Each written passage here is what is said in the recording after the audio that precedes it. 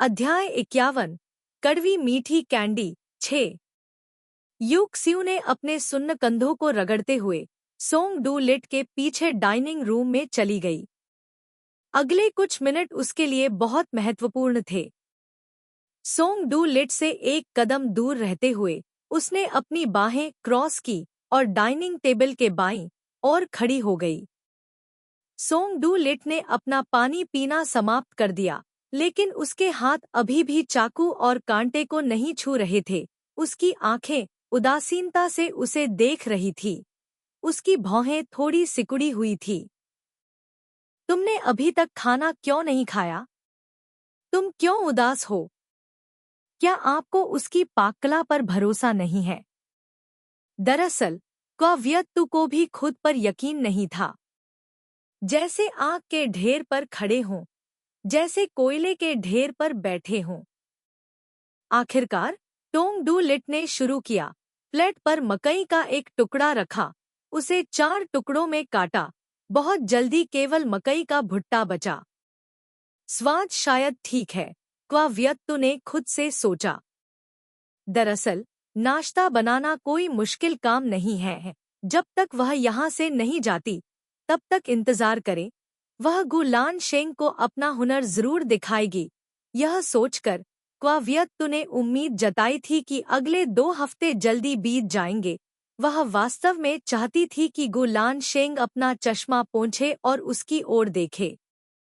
एक हल्की खांसी ने क्वाव्यक्तु को, जो विचारों में खोई हुई थी, वापस खींच लिया। वह इस समय इतनी विचलित कैसे हो सकती है? मैं अपनी आत्मा को पुनः प्राप्त कर रहा हूँ। शतावरी पिरामिड का शीर्ष टूट गया है। वह कहाँ गया? बेशक यह सोंग डू लिट द्वारा खाया गया था। शतावरी का स्वाद। क्वाव्यक्तु। वह चली गई। उसे एक बात स्पष्ट रूप से जानती थी। क्वाव्यक्तु के दिल में पत्थर गिर गया। वह मुड़कर वहां से जाना चाहती थी। तभी टोंग डू लिट ने उसे वापस बुलाया। उसे उतार दो, सोंग डू लिट ने उससे कहा। एक पल के लिए स्तब्ध रहने के बाद उसे अचानक पता चल गया कि सोंग डू लिट किस बारे में बात कर रहा था। वह चाहता था कि वह अपना एप्रन उतार दे। मैरियन भी खाना बनाते समय एप्रन पहनती थी। एप्रन उसे मैरियन की तरह व्यवहार करने के लिए मजबूर कर सकता था। अन्यथा उसका अभिमान फिर से गिर जाएगा और आखिरी समय में सब कुछ निश्चित रूप से विफल हो जाएगा। क्वाव्यक्तु हिरासत कक्ष में वापस जाना बिल्कुल नहीं चाहती थी।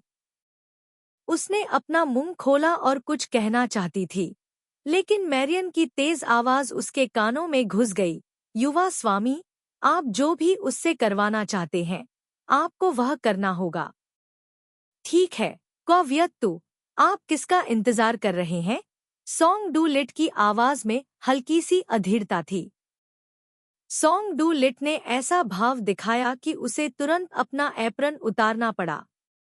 आपको इसे उतारने के लिए रसोई में जाने तक इंतजार करना होगा, उसने धीमी आवाज में कहा।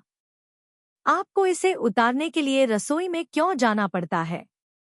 Song Du Lai picked up the knife and fork again. The knife and fork pointed at the asparagus plate, not even glancing at her. This situation seemed to have been experienced before. It was just that the person having breakfast had changed places with the person standing at the dining table. There was a period of time when she liked to listen to Song Du Lai read poetry in Norwegian while eating. At that time she really had no appetite. The reason was because of her little aunt. If it weren't for now, she would have almost forgotten those old things. It seemed that someone didn't want her to forget these things, not only not letting her forget, but forcing her to remember them. No, this was the care of a guardian for the person under guardianship. It didn't matter. He wanted her to take off her apron, so she took off her apron. The apron was draped over her elbow. Respectfully, take your time eating. Through UAXIU, she returned to the kitchen. There was a sofa for one person to sit on near the window of the kitchen. This was Marian's fixed seat when Song Du Lai ate. From the north of the position यह बगीचे को देख सकता है। मालिक के आदेश का इंतजार करते हुए आप बगीचे में खिलते फूलों को देख सकते हैं। लगभग 20 मिनट तक सोफे पर बैठे रहने के बाद क्वावियत्तु ने टोंग डू लिट को उसे बुलाते हुए नहीं सुना। 8:30 बजे मैरियन की नोटबुक के अनुसार टोंग डू लिट को नाश्ता खत्म कर लेना चाहिए था। निश्चित रूप से खाने की मेज पर कोई नहीं बचा था। खाने की मेज पर खाली बर्तनों को देखकर क्वावियत्तु को थोड़ा आत्मसंतुष्ट महसूस हुआ। क्या इसे युद्ध में विजय के रूप में वर्णित किया जा सकता है? सोंग डू लिट ने अपना बनाया हुआ नाश्ता पहले ही खत्म कर लिया था। क्वावियत्तु रसोई में वापस लौटी। अभी भी कुछ बचा हुआ था। उसने अभी तक अपना बनाया हुआ नाश्ता नहीं खाया था। शायद उसमें ब्रेड डालने से उसका स्वाद और भी बढ़ जाता। लेकिन हकीकत में सिर्फ एक निवाला चखने से क्वावियत्तु का गला इतना घुट गया कि वह लगभग रोने लगी। शांत होने से पहले उसने एक और आधा गिलास पी लिया। असंभव। उसने अपनी आंखों से सोंग डू ली को शतावरी खाते हुए देखा। उसकी भौहें तक नहीं सिकुड़ी। हार न मानते हुए क्वावियत्तु ने ब्रेड में थोड़ा सा सॉस डुबोया। उसने फिर से आधा गिलास पानी पिया। सॉस के स्वाद से वह यह पहचानने में असमर्थ थी कि उसने ज्यादा मिर्च या नमक डाला था या फिर उसने गलती से कुछ और डाल दिया था। शायद पोलिश सॉसेज बेहतर होगा। क्वावियत्तु ने सॉसेज का एक टुकड़ा अपने मुंह में डाला। इस बार वह पुष्टि कर सकती थी कि नमक बहुत अधिक था। मकई आधा पका हुआ था।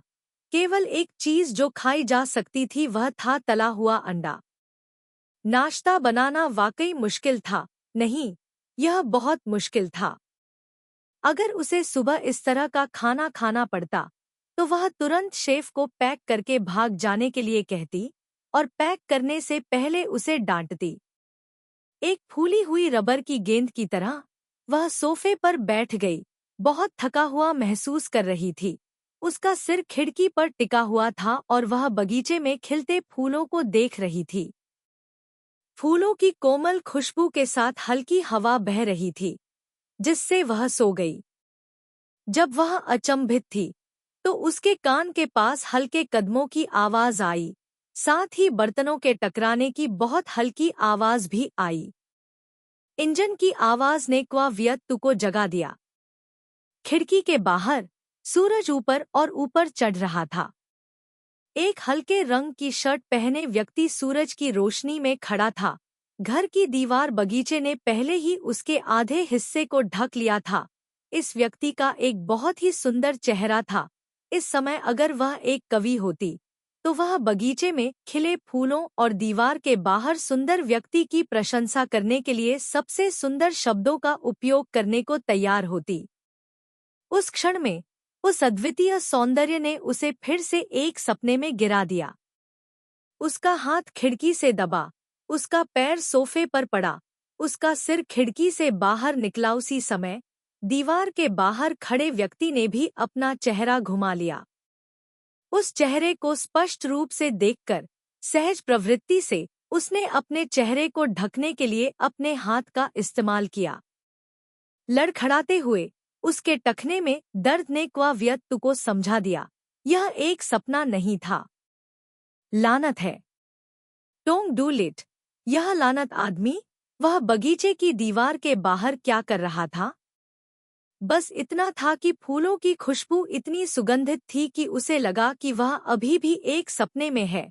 सोच रही थी कि कुछ समय तक अस्पष्ट रूप से अभिनय करने के बाद वह दीवार के बाहर भाई के साथ किसी तरह का भाग्य बनाएगी। कौन जानता था कि यह सोंग डू लिट था, और यह केवल सोंग डू लिट था। वास्तव में क्वावियत्तु ने कभी भी सोंग डू लिट से अधिक सुंदर किसी को नहीं देखा था, चाहे वह लड़का हो या पुरुष। अभी उसकी आंखों के सामने का दृश्य प्रसिद्ध ताइवानी कहावत पर लागू हो सकता है, अपना जीवन खोना। मोटरबाइक के दोबारा स्टार्ट होने की आवाज पहली बार की तुलना में कई डेसिबल ज्यादा तेज थी। बहुत घमंडी, बहुत शोर था। मुझे आश्चर्य है कि क्या टॉम डूलिट ने उसे देखा होगा? शायद हाँ। खिड़की के पास खड़ी महिला के चेहरे पर इच्छा भरी हुई थी। उसने अपने चेहरे से हाथ हटा लिया, याद किया कि उसका पैर अभी भी सोफे पर था और जल्दी से नीचे कूद गई। मोटरबाइक का इंजन जल्दी से चला गया। यह न जानते हुए कि यह किस तंत्रिका से आया था, व्यक्ति फिर से सीधा हो गया। सोफे पर कदम रखते ही उसकी नज़र बगीचे की दीवार से आगे निकल गई। घर जमीन की एक ऊंची पट्टी पर स्थित था। राष्ट्रीय राजमार्ग से जुड़ा एक बड़ा लाल मैदान था। एक चमकीली शर्ट पहने हुए युवक ने मैदान के सबसे ऊंचे स्थान से लाल मोटरसाइकिल चलाई। एग्जॉस्ट पाइप से बहुत सारा धुआं निकल रहा था, एक घूमते हुए बादल के बवंडर की तरह, बेहद घमंडी। इतनी तेजी से चलते हुए क्या आपको जमीन पर गिरने, लाल मिट्टी के ढेर में बदल जाने का डर नहीं है? दूर दूर तक जाते लाल बवंडर को देखकर न जाने क्यों उसकी आंखें दुखने लगी। अगर येन ने वर्तमान टॉम डूलिट को देखा होता तो वह शायद बहुत खुश होती। ग्रीनलैंड का एक बच्चा अपने साथियों की तरह ही शौक रखता है, गति का पीछा करना, अपनी मोटरसाइकिल को नुकीले रंग में बदलना, लेकिन दुर्भाग्य से अभी छोटी स्कर्ट में कोई लड़की नहीं है। सॉन्ग डूलिट की मोटरसाइकिल वन्यजीव चिड़ियाघर की ओर दौड़ रही है। मैरियन ने कहा, शनिवार को युवा मालिक के नाश्ता खत्म करने के बाद वे पास के वन्यजीव चिड़ियाघर जाएंगे। वहां ज़ेब्रा और शुतुरमुर्ग हैं, जिन्हें युवा मालिक ने गोद लिया है। व्यक्ति को याद आया कि उसने लॉस एंजल्स में भी एक शुतुरमुर्ग को गोद लिया था। उस समय वह अभी भी उत्साह से उसका नाम रख रही थी। उसका नाम था। थोड़ी देर बाद व्यक्ति ने शुतुरमुर्ग के नाम के बारे में सोचना छोड़ दिया। वह यह सोचने में भी बहुत आलसी थी कि यह कैसा दिखता। जैसे जैसे वह बड़ी होती गई, उसकी याददाश्त और भी सुस्त होती गई। वह लगभग भूल ही गई थी। उसने अभी तक डाइनिंग टेबल भी साफ नहीं की थी। पलटकर उसकी आंखों के सामने की स्थिति ने लगभग व्यक्ति को अपनी आंखें मलने पर मजबूर कर दिया। यह देखते हुए उसे लगा कि मैरियन वापस आ गई है। पहले की गंदी डाइनिंग टेबल अब साफ और व्यवस्थित थी। कूड़ेदान साफ हो गया था, फर्श भी साफ था। व्यक्ति वहीं अचंभित खड़ी थी। जब व्यक्ति लिविंग रूम की सफाई कर रही थी, तब एक मोटरसाइकिल की आवाज फिर से सुनाई दी। के अनुसार युवा मास्टर लगभग 9:30 बजे वन्यजीव चिड़ियाघर से लौटेंगे। 9:55 पर युवा मास्टर की कार बाहर रुकेगी। ठीक 10 बजे युवा मास्टर कार में बैठेंगे और चले जाएंगे। रिकॉर्ड किए गए निर्देश भी काफी सटीक थे। अभी ठीक 9:30 हो रहे थे। एक पल के लिए सोचने के बाद वह दालान में गया और व्यक्ति नाश्ते को लेकर थोड़ा चिंतित था। जब सॉन्ग डूलिट की आकृति दिखाई दी तो व्यक्ति ने मुस्कुराने की कोशिश की। वह मुस्कुराई, लेकिन उसने भौहें सिकोड़ ली। यह सही है, उसने अभी एप्रन पहना हुआ था। सॉन्ग डूलिट को उसका एप्रन पहनना पसंद नहीं था। उसने जल्दी से एप्रन उतार दिया और हकलाते हुए कहा, एप्रन पहनना। एप्रन पहनने से काम आसान हो जाता है। इससे पहले कि वह खत्म कर पाता, एप्रन छीन लिया गया और पलक झपकते ही एप्रन को कूड़ेदान में फेंक दिया गया। ठीक है, इसे न पहनना ठीक है। वह सॉन्ग डूलिट का पीछा करता रहा। मैरियन ने कहा, अधिकांश शनिवार को युवा मास्टर दोपहर या रात का खाना नहीं खाते। मैरियन ने यह भी कहा, सीढ़ियों तक सिर्फ साथ साथ जा सकते हैं। युवा मालिक के साथ सीढ़ियों पर नहीं जा सकते। सीढ़ियों के नीचे रुकें। जब टॉम डूली ने तीसरी सीढ़ी पर कदम रखा, पूछा, क्या आप दोपहर का भोजन करना चाहते हैं? कोई जवाब नहीं। चलना भी बंद नहीं किया। रात के खाने के बारे में क्या? धीरे धीरे कदम सीढ़ियों पर चलते हुए, चौथी उल्टी गिनती पर रुकते हुए, वह स्थिति केवल उसे अपना सिर ऊपर उठाने, आंखों से उसे उम्मीद भरी निगाहों से देखने के लिए मजबूर कर सकती थी। वह व्यक्ति किसी भी शब्द का इंतजार नहीं कर सकता था, सिर के एक औपचारिक मोड़ तक भी नहीं, एक नजर भी नहीं। वह केवल दरवाजा बंद होने की आवाज, धमाके का इंतजार कर रही थी। कोई बात नहीं, कोई बात नहीं। यह अभी भी वह परीक्षा है जो संरक्षक के अधीन व्यक्ति को देता है। पिछली परीक्षा धैर्य की थी, इस बार संयम की। क्वाव्यक्तु ने लिविंग रूम की सफाई जारी रखी। लिविंग रूम की सफाई करने के बाद ऑर्गेनिक वेजिटेबल गार्डन की फोटोसिंथेसिस छत को एडजस्ट किया। सुना कि यह मैरियन के पति का काम है। देखो, उसने एक जोड़े का काम कर दिया है। 9:55। क्वाव्यक्तु ने टॉम डू लिट की कार की आवाज नहीं सुनी। क्या ऐसा हो सकता है कि टॉम डू लिट आज सामाजिक कार्यक्रमों में नहीं गया था? 10 बजे तक सोंग डू लिट का कोई पता नहीं था। मैरियन ने कहा कि शायद कोई सामाजिक मेलजोल नहीं हुआ होगा। शनिवार को युवा मास्टर भी घर पर रहकर कसरत करते, किताबें पढ़ते और घोड़े की सवारी करते थे। 10:30 बजे तक क्वाव्यक्तु को अभी भी सोंग डू लिट की परछाई नहीं दिखी। अगर शनिवार को कोई सामाजिक मेलजोल नहीं हुआ, तो युवा मास्टर को 10:30 बजे दोपहर का खाना बनाना शुरू कर देना चाहिए, ऐसा कहा। हर तरह से वास्तव में विचारशील व्यक्ति ने टॉम डू लिट के कमरे के दरवाजे पर दस्तक दी। ज्यादातर समय युवा मालिक दरवाजा नहीं खोलता था। जब युवा मालिक ने पूछा, तो उसे केवल यहां आने का उद्देश्य बताने की जरूरत थी। फिर भी लेकिन दूसरी बार दस्तक की आवाज आई और दरवाजा खुल गया। दरवाजे पर दस्तक देने वाला हाथ अभी भी हवा में रुका हुआ था। दूसरे व्यक्ति का हाथ अभी भी बटन से नहीं हटा था। अभी भी 3 बटन खुले हुए थे। कॉलरबोन हल्की सी दिखाई दे रही थी। बेहद सेक्सी, सोंग डूली के चेहरे के लिए बहुत उपयुक्त। सच में। अपना हाथ वापस खींचते हुए उसकी आंखें सीधे उस पर देखने की हिम्मत नहीं कर पाईं। क्या बात है? सबसे पहले बोलने वाला व्यक्ति दरवाजे के अंदर वाला व्यक्ति था। दोपहर का भोजन, तुम क्या खाना चाहते हो? ऐसा कोई वाक्य नहीं है। मैं बाद में बाहर जाऊंगा, उसने कहा। मैं बाद में बाहर जाना चाहता हूँ। दूसरे शब्दों में, आपको दोपहर का भोजन तैयार करने की जरूरत नहीं है। यह बहुत अच्छा है। इससे काम कम हो सकता है। आपके पास दोपहर के भोजन के लिए अधिक समय हो सकता है। एक सवाल एक जवाब। सोंग डूली ने पहले ही शर्ट पहन ली है। चाहे आप इसे कैसे भी देखें, यह सामाजिकता के लिए उपयुक्त नहीं है।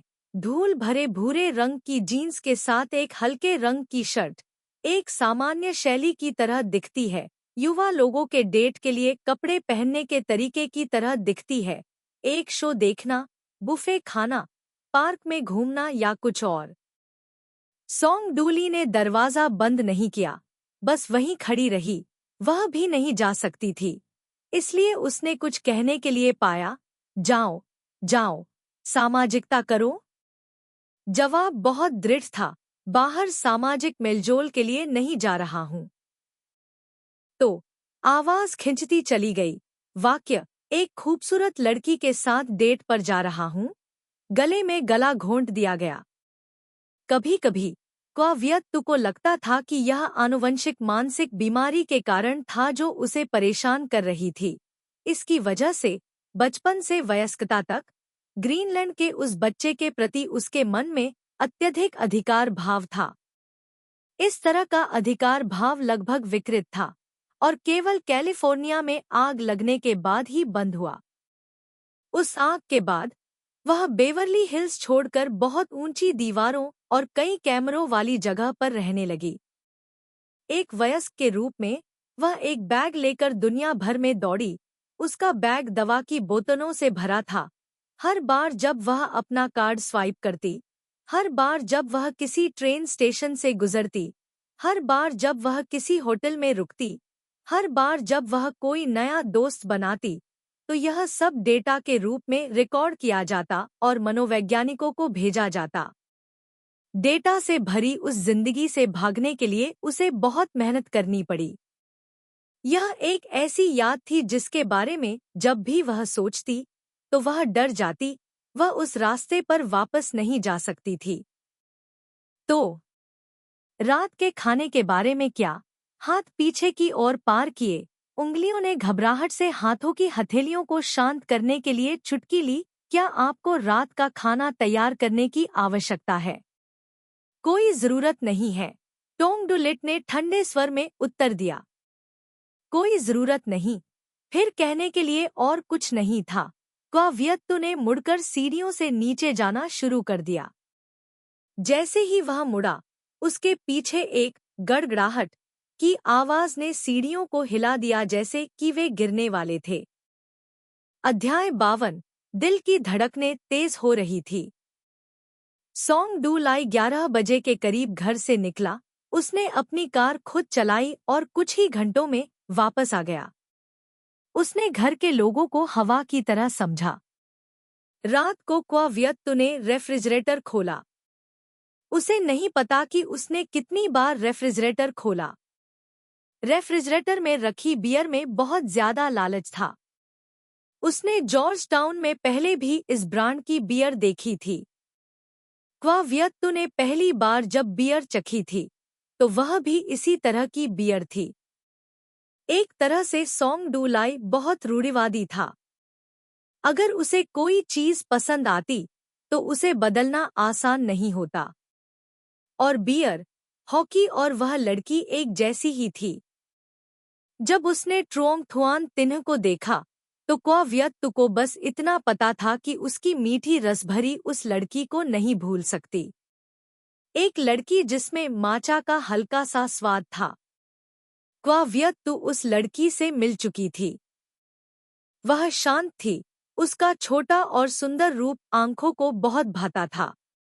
उस समय वह सोंग डू लाई के साथ एक आइसक्रीम की दुकान के सामने खड़ी थी। उस दिन यह सप्ताह का आखिरी दिन था।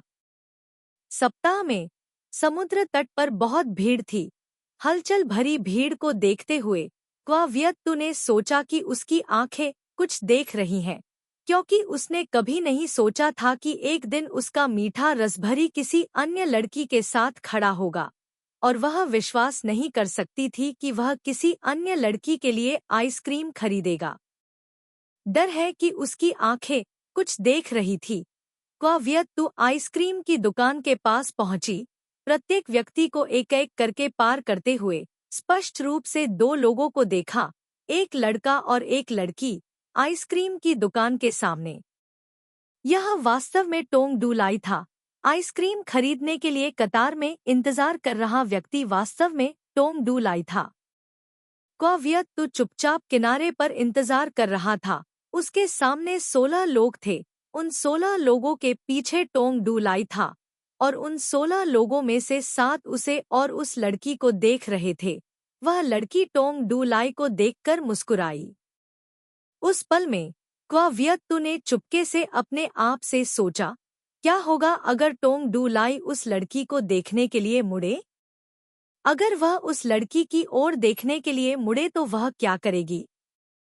बहुत सारे लोग। क्या उसकी प्यारी रसभरी सचमुच उस लड़की को खोने से डरती है? आपने और मैंने एक दूसरे को चूमा है और स्पर्श किया है ना? सौभाग्य से सोंग डू लिट ने लड़की की ओर नहीं देखा। उसने आइसक्रीम ली और वह छत्र के नीचे से बाहर आ गई। जब सोंग डू लिट ने उसे देखा तो उसकी पहली प्रतिक्रिया लड़की को ढालने के लिए अपने शरीर का उपयोग करना था। उस समय उसका फिगर 20 के दशक के एक युवक के समान था। लड़की उसके पीछे सुरक्षित थी। उस समय क्वावियत्तु ने अचानक सोचा कि वह बिल्कुल भेड़िया दादी की तरह होनी चाहिए। क्या कोई भेड़िया दादी इतनी सुंदर है? लिटिल रेड राइडिंग हुड की कहानी में दादी होने का नाटक करने वाला भेड़िया। सोंग डू लिट के बाएं हाथ से आइसक्रीम प्राप्त करते हुए उसने इसे जमीन पर फेंक दिया। अभी भी एक और आइसक्रीम की कमी है। लेकिन हरी आइसक्रीम को देखते हुए यह स्वादिष्ट लग रही थी। उसने उसके दाहिने हाथ से आइसक्रीम भी पकड़ ली और उसे ले लिया। आइसक्रीम पकड़े हुए वह मुड़ी। किसी कारण से आंसू बह निकले। क्यों? सोंग डू लिट ने कभी नहीं सोचा था कि वह उसके लिए आइसक्रीम खरीदेगी। नहीं, ऐसा होना चाहिए। उसने कभी नहीं सोचा था कि सोंग डू लिट उसके लिए आइसक्रीम खरीदेगी। इसलिए, उदाहरण के लिए, एक दिन किसी ने सोंग डू लिट से पूछा कि उसने जिस पहली लड़की के लिए आइसक्रीम खरीदी थी उसका नाम क्या था। अगर जवाब क्वा यू शियू होता तो यह बहुत अच्छा होता। अब यह संभव नहीं है। सोंग डू लिट ने जिस पहली लड़की के लिए आइसक्रीम खरीदी उसका नाम क्वा यू शियू नहीं था। अजीब बात है, इस समय वह बिल्कुल भी नाराज नहीं थी। एक तटबंध पर बैठी आइसक्रीम खाते हुए सूर्योदय देख रही थी। यह एक ऐसी याद थी जिसके बारे में क्वा यू शियू सोचना नहीं चाहती थी।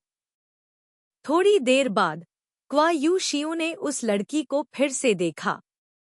लड़की घर में आई, हल्के नीले रंग की पोशाक पहने हुए माचास्वाद वाली लड़की की तरह दिख रही थी जिसका हाथ पकड़कर कई लड़के घूमना पसंद करते हैं, यात्रा करने के लिए एक साथी, शांत, और जब वह मुस्कुराती है तो बहुत सहज होती है। उस माचा लड़की का नाम क्या है? वह उसका नाम जानती थी, लेकिन इस समय वह उसका नाम याद नहीं कर पा रही थी। उसे उसका रूपरंग बहुत स्पष्ट रूप से याद था।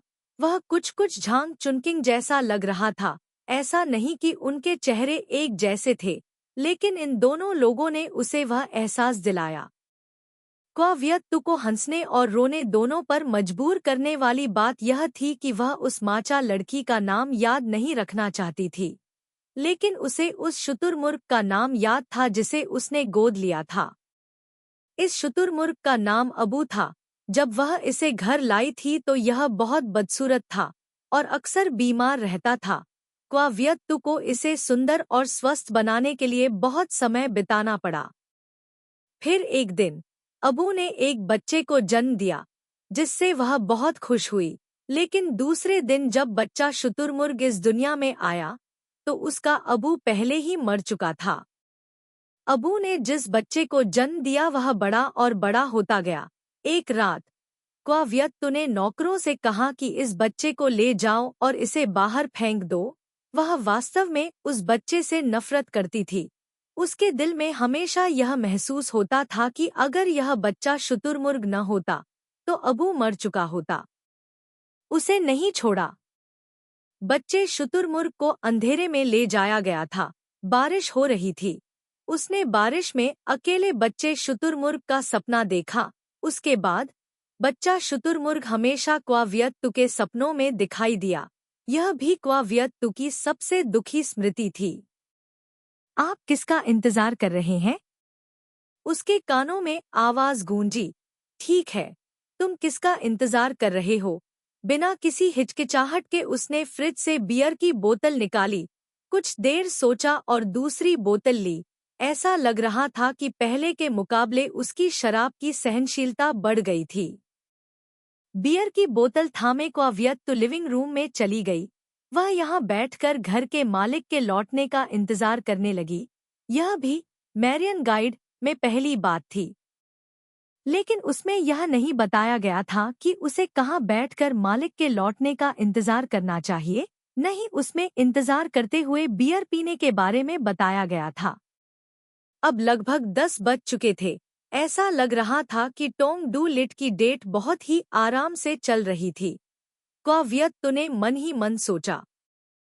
टीवी पर मिस साउथ अफ्रीका का फाइनल दिखाया जा रहा था, जो साल में एक बार होता है। चाहे वे सुंदर हों या लंबी, मोटी हों या पतली, लंबे हों या छोटे बाल, उन सभी में एक बात समान थी।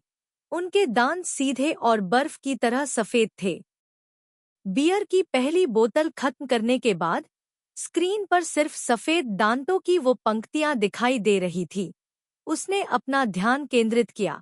सफेद दांतों की हर पंक्ति अपने मालिक के पास लौट आई। ऐसा लग रहा था कि उसकी शराब की सहनशीलता वाकई बढ़ गई थी। फिर बियर की दूसरी बोतल खोलने से पहले क्वाविएट 2 ने अपनी घड़ी पर नजर डाली। 11 बजने में 3 मिनट बाकी थे। क्या इस घर के मालिक ने किसी के बारे में नहीं सोचा था घर की सफाई करने के लिए? उसने पूरे दिन कड़ी मेहनत की और कल सुबह जल्दी उठना था। क्या वह थोड़ा पहले घर नहीं जा सकती थी? जब तक मालिक वापस नहीं आ जाते तब तक आपको बिस्तर पर जाने की अनुमति नहीं है। यह वाक्य मैरियन गाइड से आया था। आज इस तरह की थी। मजबूत महिला मैरियन उसके दिल में महिला जनरल बन गई थी। आधा गिलास बियर डाल दी। आधा गिलास बियर डाल दिया। ब्यूटी पेजेंट धीरे धीरे समाप्त हो रहा था। एमसी ने मुकुट की घोषणा करने के लिए, वह पूरी तरह से उकसाने के लिए आगे बढ़ा दिया। सोफा यह जानने के लिए कि कितनी देर तक बीत चुका है, मैदानों से हवा में उड़ाया गया था। हवा पिछले एक की तुलना में मजबूत थी। टीवी नहीं, तब भी यह जल रहा था। इस लैंप की चमक बहुत ज्यादा नहीं थी। जब यह लिविंग रूम में चमकता था तो यह बहुत कम होता था। आसपास का इलाका जौ की खुशबू से भरा हुआ था। इससे क्वाविएट को अजीब लगा। उसकी धारणा में उसने सिर्फ 1.5 बोतल बियर पी थी। उसके लिए यह स्तर अभी भी बहुत ज्यादा था, बस थोड़ा सा नशे में था। बियर की इतनी तेज गंध क्यों थी? रिमोट कंट्रोल की तलाश में वह इंतजार करना चाहती थी और देखना चाहती थी कि मिस का ताज किसे पहनाया जाएगा। रिमोट कंट्रोल टीवी की तरफ लक्षित था। 65 इंच की इलेक्ट्रॉनिक स्क्रीन तुरंत चमक उठी जहां 2 लोग सोफे पर बैठे थे। 2 लोग कांपते हुए। उसके हाथ से रिमोट कंट्रोल गिर गया। रिमोट कंट्रोल के जमीन पर गिरने के बाद से ही मुद्रा बनाए रखते हुए उसने सोफे पर बैठे दूसरे व्यक्ति को देखा। टीवी की रोशनी उसके चेहरे पर पड़ रही थी। वह भौहें सिकोड़ रहा था। रोशनी की इस किरण ने उसे बहुत असहज कर दिया होगा। उसने रिमोट कंट्रोल उठाया। पलक झपकते ही आसपास का माहौल पहले जैसा धुंधला हो गया। जाहिर है सोंग डू लिट ने ही टीवी बंद किया था और लाइटें भी बुझाई थी।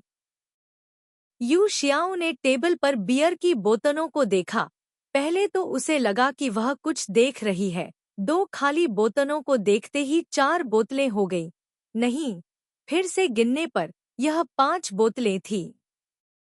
बियर की 3 से ज्यादा बोतलें थीं। अपने पैर की उंगलियों से वह बता सकती थी कि इसे किसने पिया है। बियर सोंग डू लिट की थी। उसे यह पूछने का कोई अधिकार नहीं था कि वह कितना पीना चाहता है। इसके अलावा यू शियाओ भी जानती थी। सोंग डू लिट भी उसके काम में बाधा डालने से बेहद नफरत करता था। आसपास का माहौल अजीब तरह से शांत था। इतना शांत कि अगर किसी की सांस तेज हो जाए तो उसे तुरंत पता चल जाता था। वह जोर से हंसना चाहती थी। ऐसा लग रहा था कि सोंग डू लिट की शराब सहनशीलता उससे आधी भी नहीं थी। यह सही है, सोंग डू लिट वह व्यक्ति था जिसे क्वा होंग जुआन वापस लाया था। अगर वह एक पेशेवर पुजारी बनना चाहता था तो वह निश्चित रूप से बहुत सफल होगा। शराब ने सोंग डू लिट की सांस को अव्यवस्थित कर दिया और आसपास का इलाका जौ की गंध से भर गया। इस शराबी मकान मालिक को शायद कम परेशानी होगी। एक झटके में आधी रात हो गई। आधी रात एक खतरनाक समय था।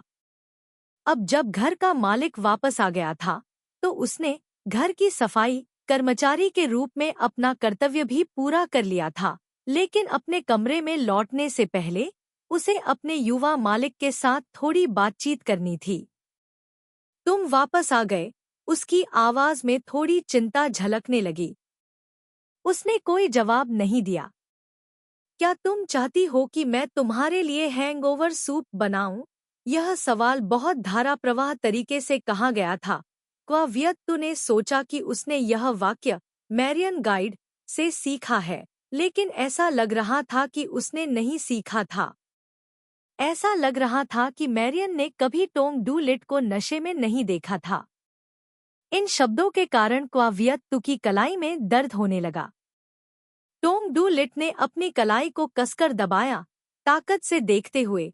उसने कुछ ऐसा कहा था जो उसे नहीं कहना चाहिए था। संघर्ष करने की हिम्मत न करते हुए उसने कहा, टोंग डू लिट। क्या? क्या? इसे धीरे से कहो। टोंग। क्वावियत्तु, क्या तुम हैंगओवर सूप बनाना जानती हो? स्वर उग्र और डराने वाला था। इस समय क्वावियत्तु को याद आया कि वह हैंगओवर सूप बनाना नहीं जानता था। जो व्यक्ति हैंगओवर सूप बनाना जानता था वह को लान सिन्हा था। चलो, मुझे बताओ, तुमने हैंगओवर सूप किसके लिए पकाया था? वह धमकी भरा स्वर दांत पीसने में बदल गया था। यह कोई ऐसा व्यक्ति था जो पहले से ही नशे में था। उसे उससे परेशान नहीं होना चाहिए था। खांसते हुए वह गंभीर और ईमानदार हो गई। सोंग डू लिट, वास्तव में मुझे नहीं पता कि हैंगओवर सूप कैसे पकाया जाता है। मैंने इसे बस लापरवाही से कहा। उसकी कलाई को दबाने वाला बल हल्का हो गया, लेकिन उसने फिर भी उसे जाने नहीं दिया। क्या तुम सच में नहीं जानती कि हैंगओवर सूप कैसे पकाया जाता है? यह वास्तव में स्पष्ट है। आवाज बहुत सुखद थी। क्वावियत्तु जानता है कि कैसे हैंगओवर सूप को पकाने के लिए। बस यह सुनकर कि आप बता सकते हैं कि वह एक बड़ा मुंह है। जो बल उसकी कलाई को निचोड़ता है वह हल्का हो गया है। थोड़ा आगे बढ़ने की जरूरत है, अपने कंधे पर झुकने और अभी अच्छी तरह से सोने में सक्षम होने के लिए। दोनों मेहनती और सुंदर। एक पल के लिए रुकते हुए, सबसे पहले मुझे लगा कि वह जिस व्यक्ति के बारे में बात कर रहा था वह मैरियन था। मैरियन बहुत मेहनती है, लेकिन सुंदर है। यह इतना भी बुरा नहीं है। फल डिलीवरी करने वाले ने भी कहा कि यह मैरियन नहीं थी। क्योंकि वह मैरियन को जानता था, इसलिए फल डिलीवरी करने वाले ने कहा कि वह लड़की जो सुंदर और मेहनती दोनों थी, वह कौन थी। इसलिए उसने मुझे थोड़ा सा वर्णन किया। जब उसने फल डिलीवर किया तो उसने एक सुंदर लड़की देखी, लंबे बाल, बड़ी आंखें। क्वावियत्तु, आपने इस डिलीवरी मैन पर बहुत अच्छे प्रभाव छोड़े होंगे, इसलिए वह आपकी प्रशंसा करता रहा। कम स्वर अचानक अनुचित रूप से अभिमानी हो गया। इससे भी बुरी बात यह है कि उसने आपके सुंदर फिगर की भी प्रशंसा की। धिक्कार है, क्वावियत्तु। जब आपने उस समय कपड़े पहने थे तो आप बहुत सेक्सी रही होंगी। हे भगवान! बुद्ध! यह वाकई एक आपदा थी। हालांकि जब उसने सोंग डू लिट को यह कहते सुना तो उसे अचानक याद आया कि वास्तव में एक फल डिलीवरी करने वाला आदमी था। यह व्यक्ति उससे एक गिलास पानी मांगना चाहता था। अब जब उसने इसके बारे में सोचा तो यह युवक वास्तव में उसका फोन नंबर मांगना चाहता था। बस इतना था कि पानी पीने के बाद भी वह यह कहने में झिझक रहा था।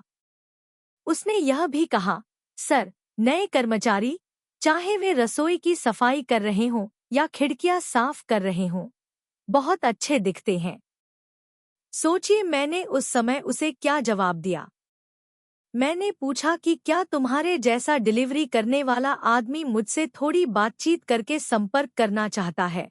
फिर अपने दोस्तों के सामने शेखी बघाड़ते हुए कहा कि तुम्हारा और एसएन एनर्जी के सीईओ का किसी तरह का रिश्ता है। वह व्यक्ति जो अक्सर वित्तीय पत्रिकाओं में दिखाई देता है। स्वर थोड़ा व्यंग्यात्मक था। यह वास्तव में अपमानजनक लगता है न? लेकिन मुझे इस ठग के लिए अपना चेहरा बचाने की जरूरत नहीं है। क्वावियत्तु ने टोंग डू लिट के लिए घर साफ किया। सफाई करते समय एक गाना गुनगुना रही थी। यह अविश्वसनीय है, यह सही है। क्वावियत्तु ने टोंग डू लिट के लिए घर साफ किया। यह अविश्वसनीय है। हाँ, उस समय ऐसा लग रहा था कि वह सफाई करते समय गाना गा रही थी। तो मैंने उन सभी को तोड़ दिया, साफ सुथरे रसोई के बर्तनों से लेकर बगीचे से तोड़े गए फूलों तक। मैंने उन सभी को नष्ट कर दिया। मैंने उन सभी को तोड़ने के लिए हॉकी स्टिक का इस्तेमाल किया। धीरे धीरे उसके मुंह से बाहर निकलने के बाद, कसने के बाद, कसकर उसकी कलाई को पकड़ने के बाद उसके मुंह से बाहर निकले। 8 यह वास्तव में एक तरह के मूड से था, जैसे जब आप एक सेब खाना चाहते हैं तो निश्चित रूप से आप एक सेब पसंद करेंगे। इसलिए टोंग डू लिट के लिए घर की सफाई करने वाली क्यूएविएट टू किसी अन्य कारण से नहीं थी। यह सिर्फ इतना था कि यह प्यार की वजह से था।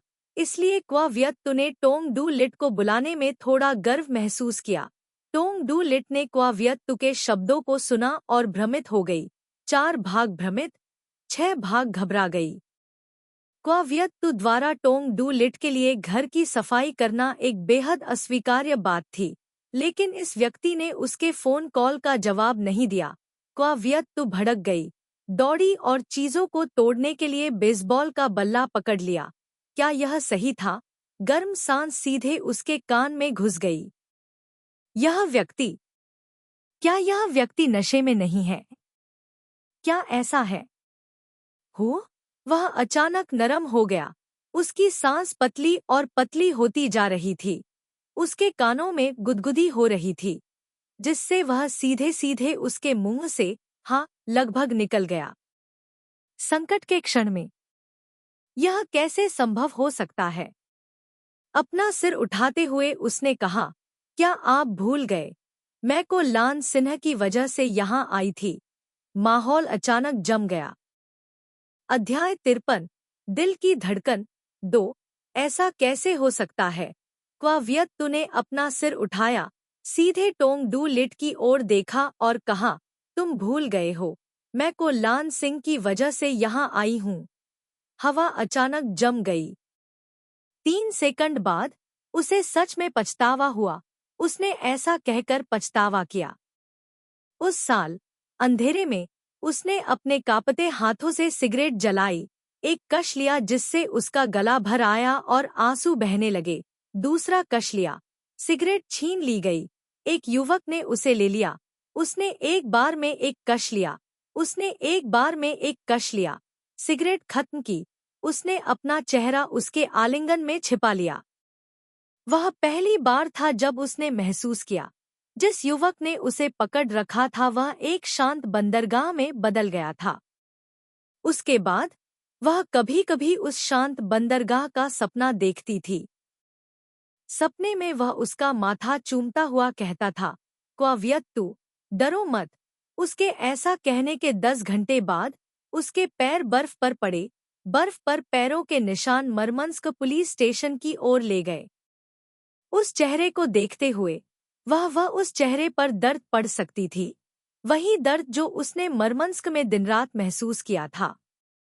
उस रंगीन होटल के कमरे में जैसे ही मैं अपना सिर उठाता, मुझे आईने में अपना प्रतिबिंब दिखाई देता। भविष्य में इस चेहरे को खुशनुमा बनाने के लिए मुझे क्या करना चाहिए? टोंग डू लिट, आपकी आंखों में खुशी देखने के लिए मुझे क्या करना होगा?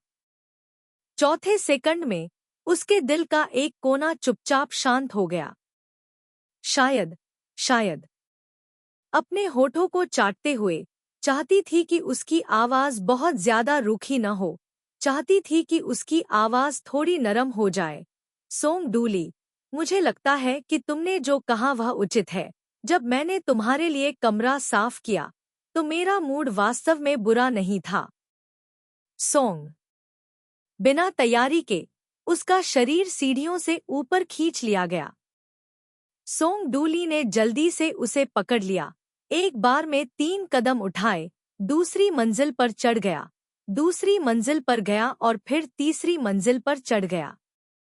शराब पीने वाले लोग वास्तव में मजबूत थे। उसे लड़खड़ाते हुए ऊपर की ओर उसका पीछा करना पड़ा।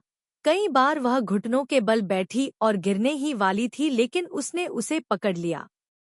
कलाई में दर्द के कारण क्वावियत्तु ने सोंग डूली को जोर-जोर से डांटना शुरू कर दिया। अपने हाथ पैरों से मुक्कालात मारने लगी, लेकिन कोई फायदा नहीं हुआ। उसे उसके द्वारा कमरे में घसीटा गया।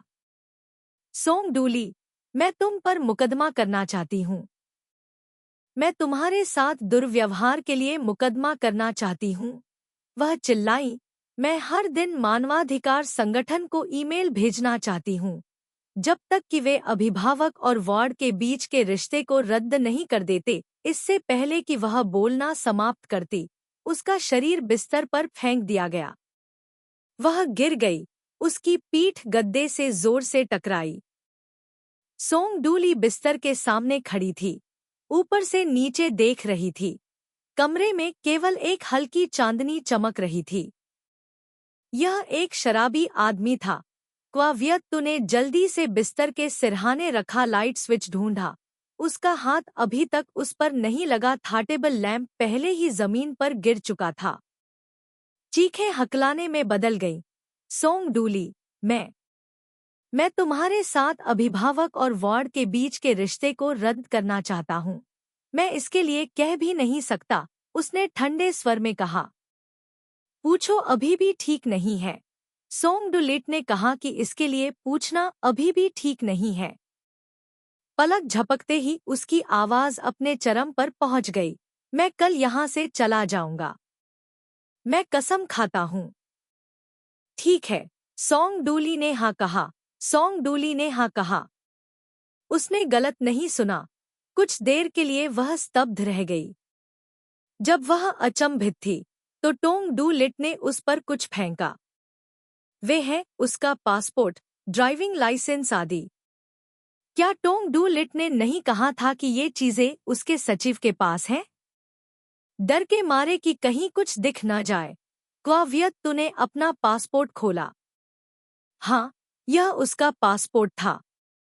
क्वावियत्तु, सिर उठाया। जाओ, जितना जा सको जाओ। सोंग डूली ने अपना हाथ उठाया। इस बार उसने एक रिपोर्टर का सर्टिफिकेट उसकी तरफ फेंका। समझ गई। अब क्वावियत्तु को आखिरकार समझ आ गया। सोंग डूली ने उसे पासपोर्ट जितना ले जा सको ले जाने को कहा। हाँ, यह उसके और उसके लिए सबसे अच्छा परिणाम था। इसके अलावा गुलान शेंग भी सुरक्षित वापस आ गया था। बहुत बढ़िया, बहुत बढ़िया। पासपोर्ट उठाया, फिर ड्राइविंग लाइसेंस। ड्राइविंग लाइसेंस थोड़ा दूर गिरा था। उसे लेने के लिए उसे अपना शरीर हिलाना पड़ा, लेकिन जाहिर है कि वह अपने दिल में बहुत खुश थी। लेकिन उसका शरीर धीमा और गतिहीन क्यों था? उसके हाथ और पैर भी धीमे थे, मानो पासपोर्ट वापस पाना उसके लिए कोई खुशी की बात नहीं थी। एक छाया ने उसे ढक लिया, बिना उसके शरीर को हिलाए। ड्राइविंग लाइसेंस पहले से ही उसके हाथ में था। जिसने उसे दिया और कौन उसे ड्राइविंग लाइसेंस दे सकता है?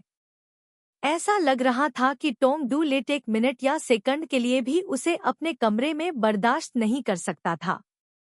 नहीं, यह कहा जाना चाहिए कि टोंग डू लिट एक मिनट या सेकंड के लिए भी क्वावियत्तु को अपने सामने बर्दाश्त नहीं कर सकता था। शायद अब वह उससे पहले से कम नफरत नहीं करता था। उसने सोचा कि वह बहुत अच्छा व्यवहार करती है और इससे उसके बारे में उसकी अच्छी छवि बनेगी। लेकिन यह पता चला कि वह बस बहुत ज्यादा सोच रही थी। ड्राइविंग लाइसेंस उसके हाथ में रख दिया गया। उसके बाद कार्ड जो छीना गया था, वह आखिरकार उसके पास वापस आ गया। अच्छा, अच्छा। उसने कागजों को मुट्ठी में जकड़ लिया। डरती थी कि कहीं वह गलती से उन्हें जमीन पर न गिरा दे और उसे लगे कि उसने जानबूझकर ऐसा किया है। वह पागल लड़की हमेशा वही करती थी जो उसे अच्छा लगता था। वह पागल लड़की हमेशा उसके चेहरे से प्यार करती थी। अपने दिल की इच्छा के अनुसार हमेशा वही करना चाहती थी जो उसे अच्छा लगता था, जो वह चाहती थी। क्री बाइडू, उसके पैर फर्श पर पड़े। इस समय उसे अपनी चप्पल खोजने में बहुत आलस आ रहा था। उसने अभी एक कदम बढ़ाया था और आगे का रास्ता अवरुद्ध हो गया था। वह बाईं ओर कदम बढ़ा और वह भी बाईं ओर कदम बढ़ा। वह दाईं ओर कदम बढ़ा और वह भी दाईं ओर कदम बढ़ा। रास्ते से हट जाओ, उसने कहा। कोई जवाब नहीं। रास्ते से हट जाओ, उसने अपनी आवाज ऊंची की। फिर भी कोई जवाब नहीं।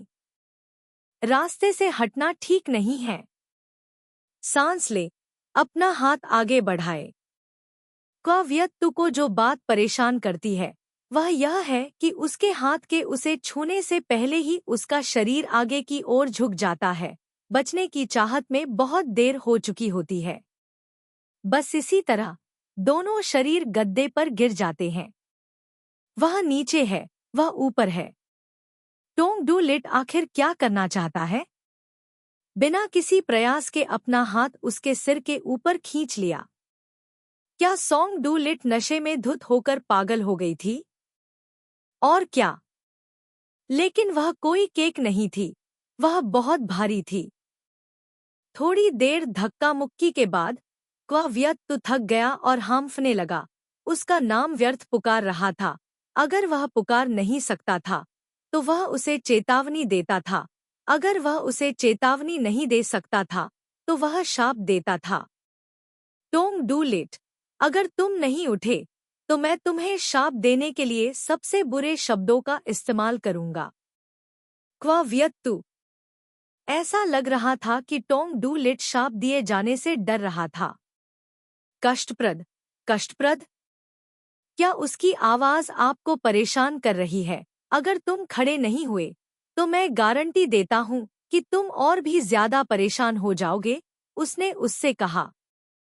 व्यक्ति हमेशा टोंग डू लिट के सामने आती और गायब हो जाती है। परेशान करने वाली बात है।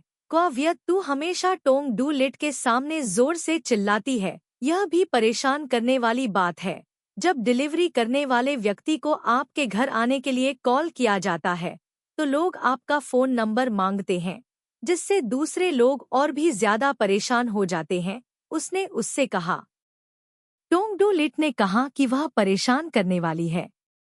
ये स्पष्ट रूप से बुरे शब्द थे, लेकिन वे क्यों लग रहे थे? सुंदर, चाहे आप उन्हें कैसे भी सुने, क्योंकि वे बहुत अंतरंग थे। थोड़ा लाड़ प्यार था और लाड़ प्यार में थोड़ी लाचारी थी।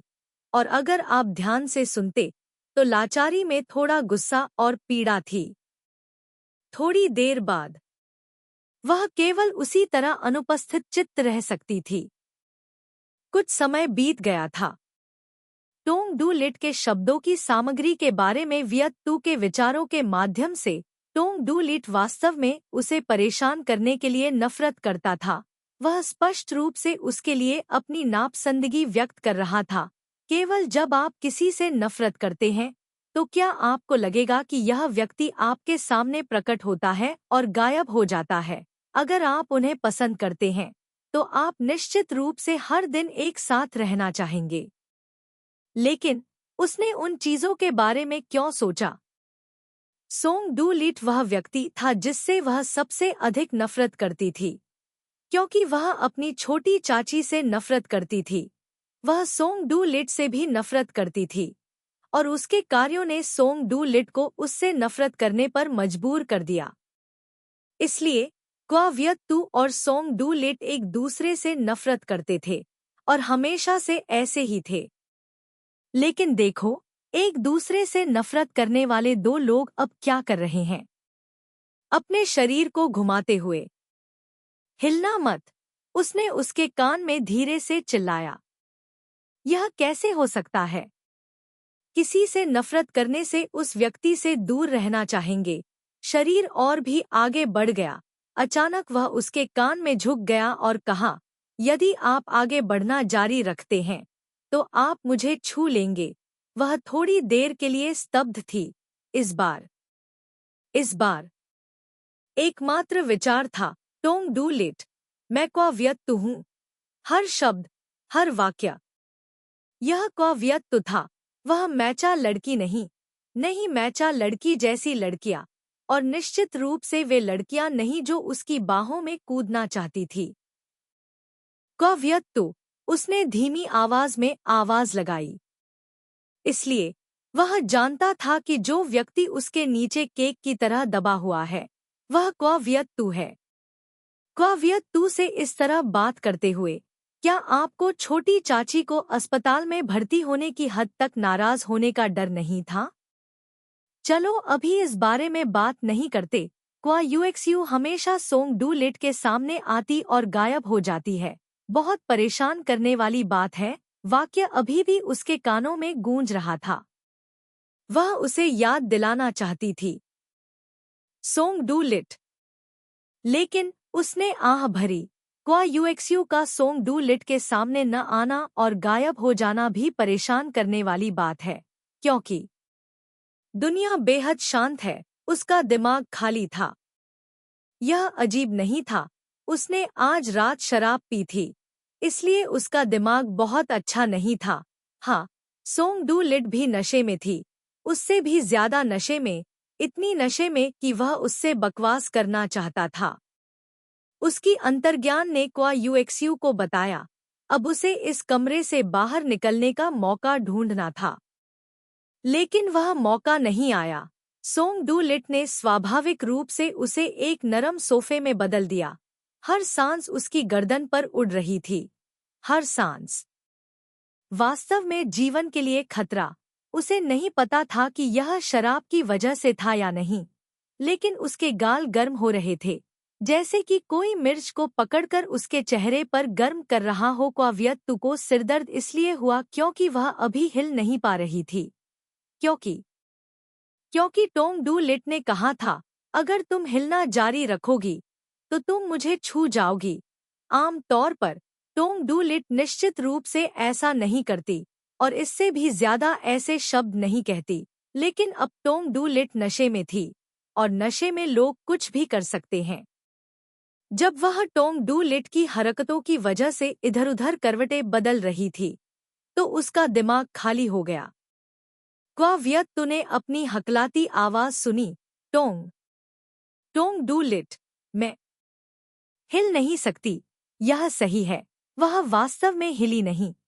वह स्वर्ग की कसम खा सकती है, उसका शरीर वास्तव में नहीं हिला। वह सच कह रही थी, लेकिन सोंग डूली ने रोका नहीं। हकलाती हुई आवाज जारी रही, सोंग डूली, तुमने कहा हिलो और फिर छुओ, बस छुओ, मेरा शरीर नहीं हिला। इस बार उसने अपने गालों पर मैक्सिकन मिर्च लगाई होगी।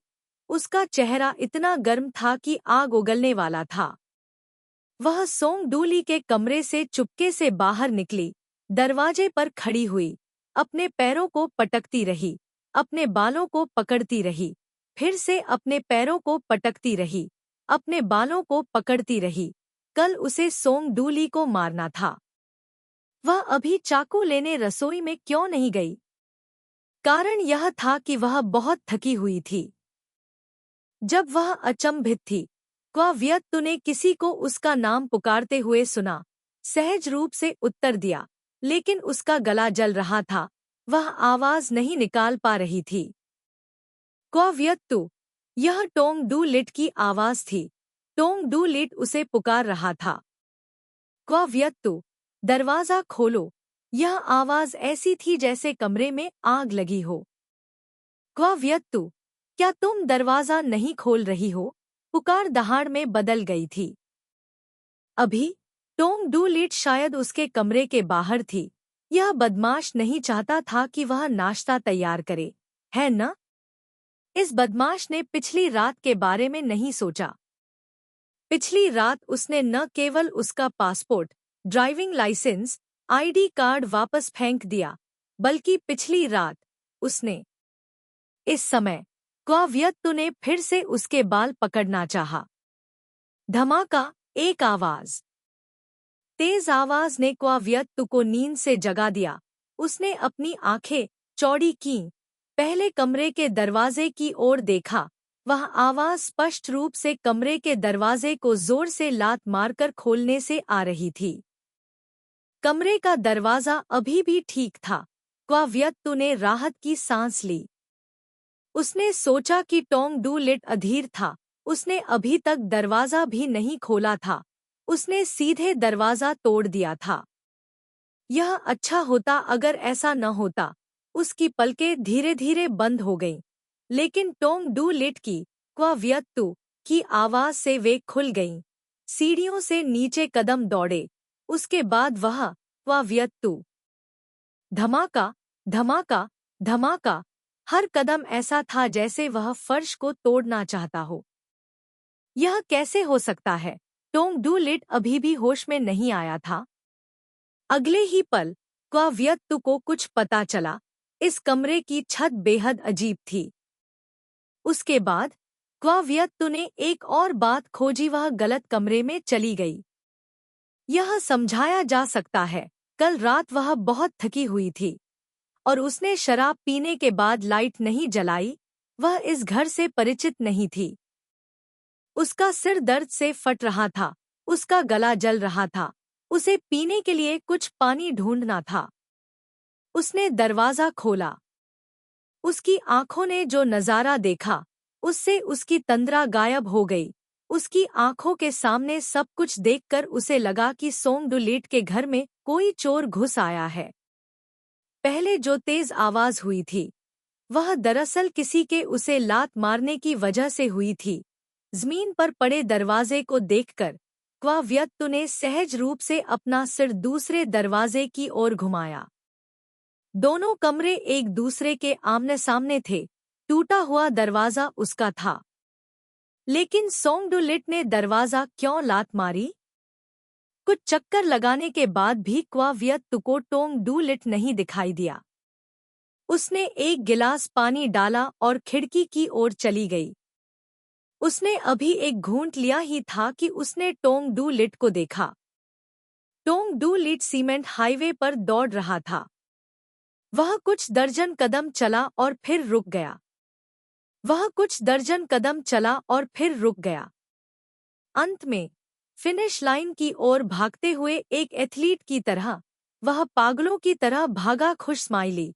वह पागलों की तरह भागा जब तक कि वह सार्वजनिक राजमार्ग से लगभग 5 मीटर दूर नहीं हो गया और फिर रुक गया। इसके बाद टोंग डू लिट की हरकतों ने क्वाव्यत्तु की आंखें चौड़ी कर दी। टोंग डू लिट ने अपने जूते उतारे और उन्हें सार्वजनिक राजमार्ग की ओर फेंक दिया। जूते का बल काफी मजबूत था, जो काफी दूर तक उड़ गया। जूते फेंकने के बाद वह वहां से नहीं हटा, वहीं खड़ा रहा, सार्वजनिक राजमार्ग को घूरता रहा। टोंग डू लिट की हरकतों ने क्वाव्यत्तु को पानी पीना भुला दिया। क्या यह टोंग डू लिट का होश में आने का तरीका हो सकता है? या फिर टोंग डू लिट अभी भी शांत नहीं है? जमीन पर गिरे दरवाजे के बारे में सोचते हुए क्वाव्यत्तु ने और भी ज्यादा सोचा कि टोंग डू लिट नशे में पागल कैसे हो जाता है। दरअसल उसने टोंग डू लिट को नशे में पागल होते कभी नहीं देखा था। उसने शराब को हाथ भी नहीं लगाया था, तो उसे यह पागल नजर कहाँ से आई? उस दरवाजे के बारे में सोचते हुए क्वाव्यत्तु के सिर में भयंकर दर्द होने लगा। दरवाजा टूटा हुआ था, वह आज रात कहाँ सोएगा? अनजाने में क्वाव्यत्तु ने सोचा कि कैसे टोंग डू लिट ने उसका पासपोर्ट वापस कर दिया था। दूसरे शब्दों में, वह भविष्य में जहां चाहे जा सकती थी। अभी क्वाव्यत्तु ने यह नहीं सोचा था कि वह कहाँ जाना चाहती थी। वह केवल एक ही बात के बारे में सुनिश्चित थी, उसे यहाँ से जाना था। यह सही है, उसे यहाँ से जाना था। अगर वह यहाँ से चली गई, तो टोंग डू लिट उसे परेशान नहीं करेगा। उसने पानी का एक झूंट लिया, फिर कप का बचा हुआ आधा हिस्सा बाहर निकाल दिया। खिड़की पर वापस लौटते हुए टोंग डू लिट अब वहां नहीं था। वह घर की ओर बढ़ रहा था और करीब आ रहा था। जब वह सीढ़ियों से ऊपर गया, तो उसने जो कपड़े पहने थे वे स्पष्ट रूप से दिखाई दे रहे थे।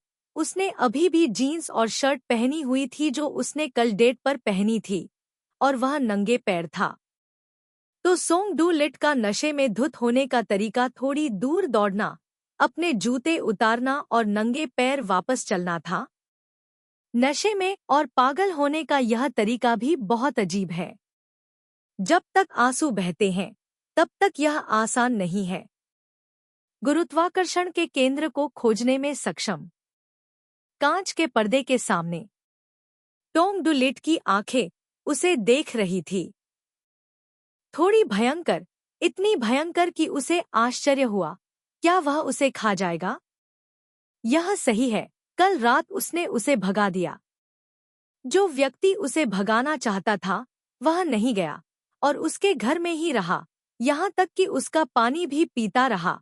हालांकि वह सिर्फ उबला हुआ पानी था जिसे ठंडा किया गया था, लेकिन फिर भी वह एक संसाधन था।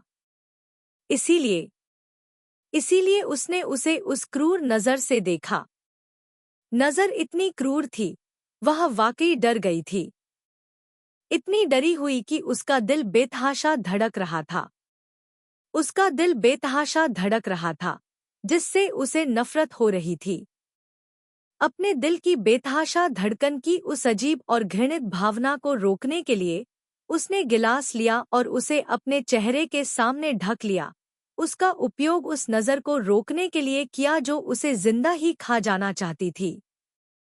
इसे रोकते हुए क्वावियत्तु ने अपने दिल में राहत की सांस ली, लेकिन नज़र को रोकते हुए वह अपने पास आ रहे कदमों को नहीं रोक सकी। जो व्यक्ति उसके सामने रुका था वह सारी धूप को रोकने में सक्षम लग रहा था। वह केवल उसके बिना जूतों के पैरों को देखने के लिए अपना सिर नीचे कर सकती थी। उसके पैरों की उंगलियों के सिरे पर कुछ खरोंचें थीं। शायद सीमेंट की सड़क पर दौड़ने से चोट लगी हो।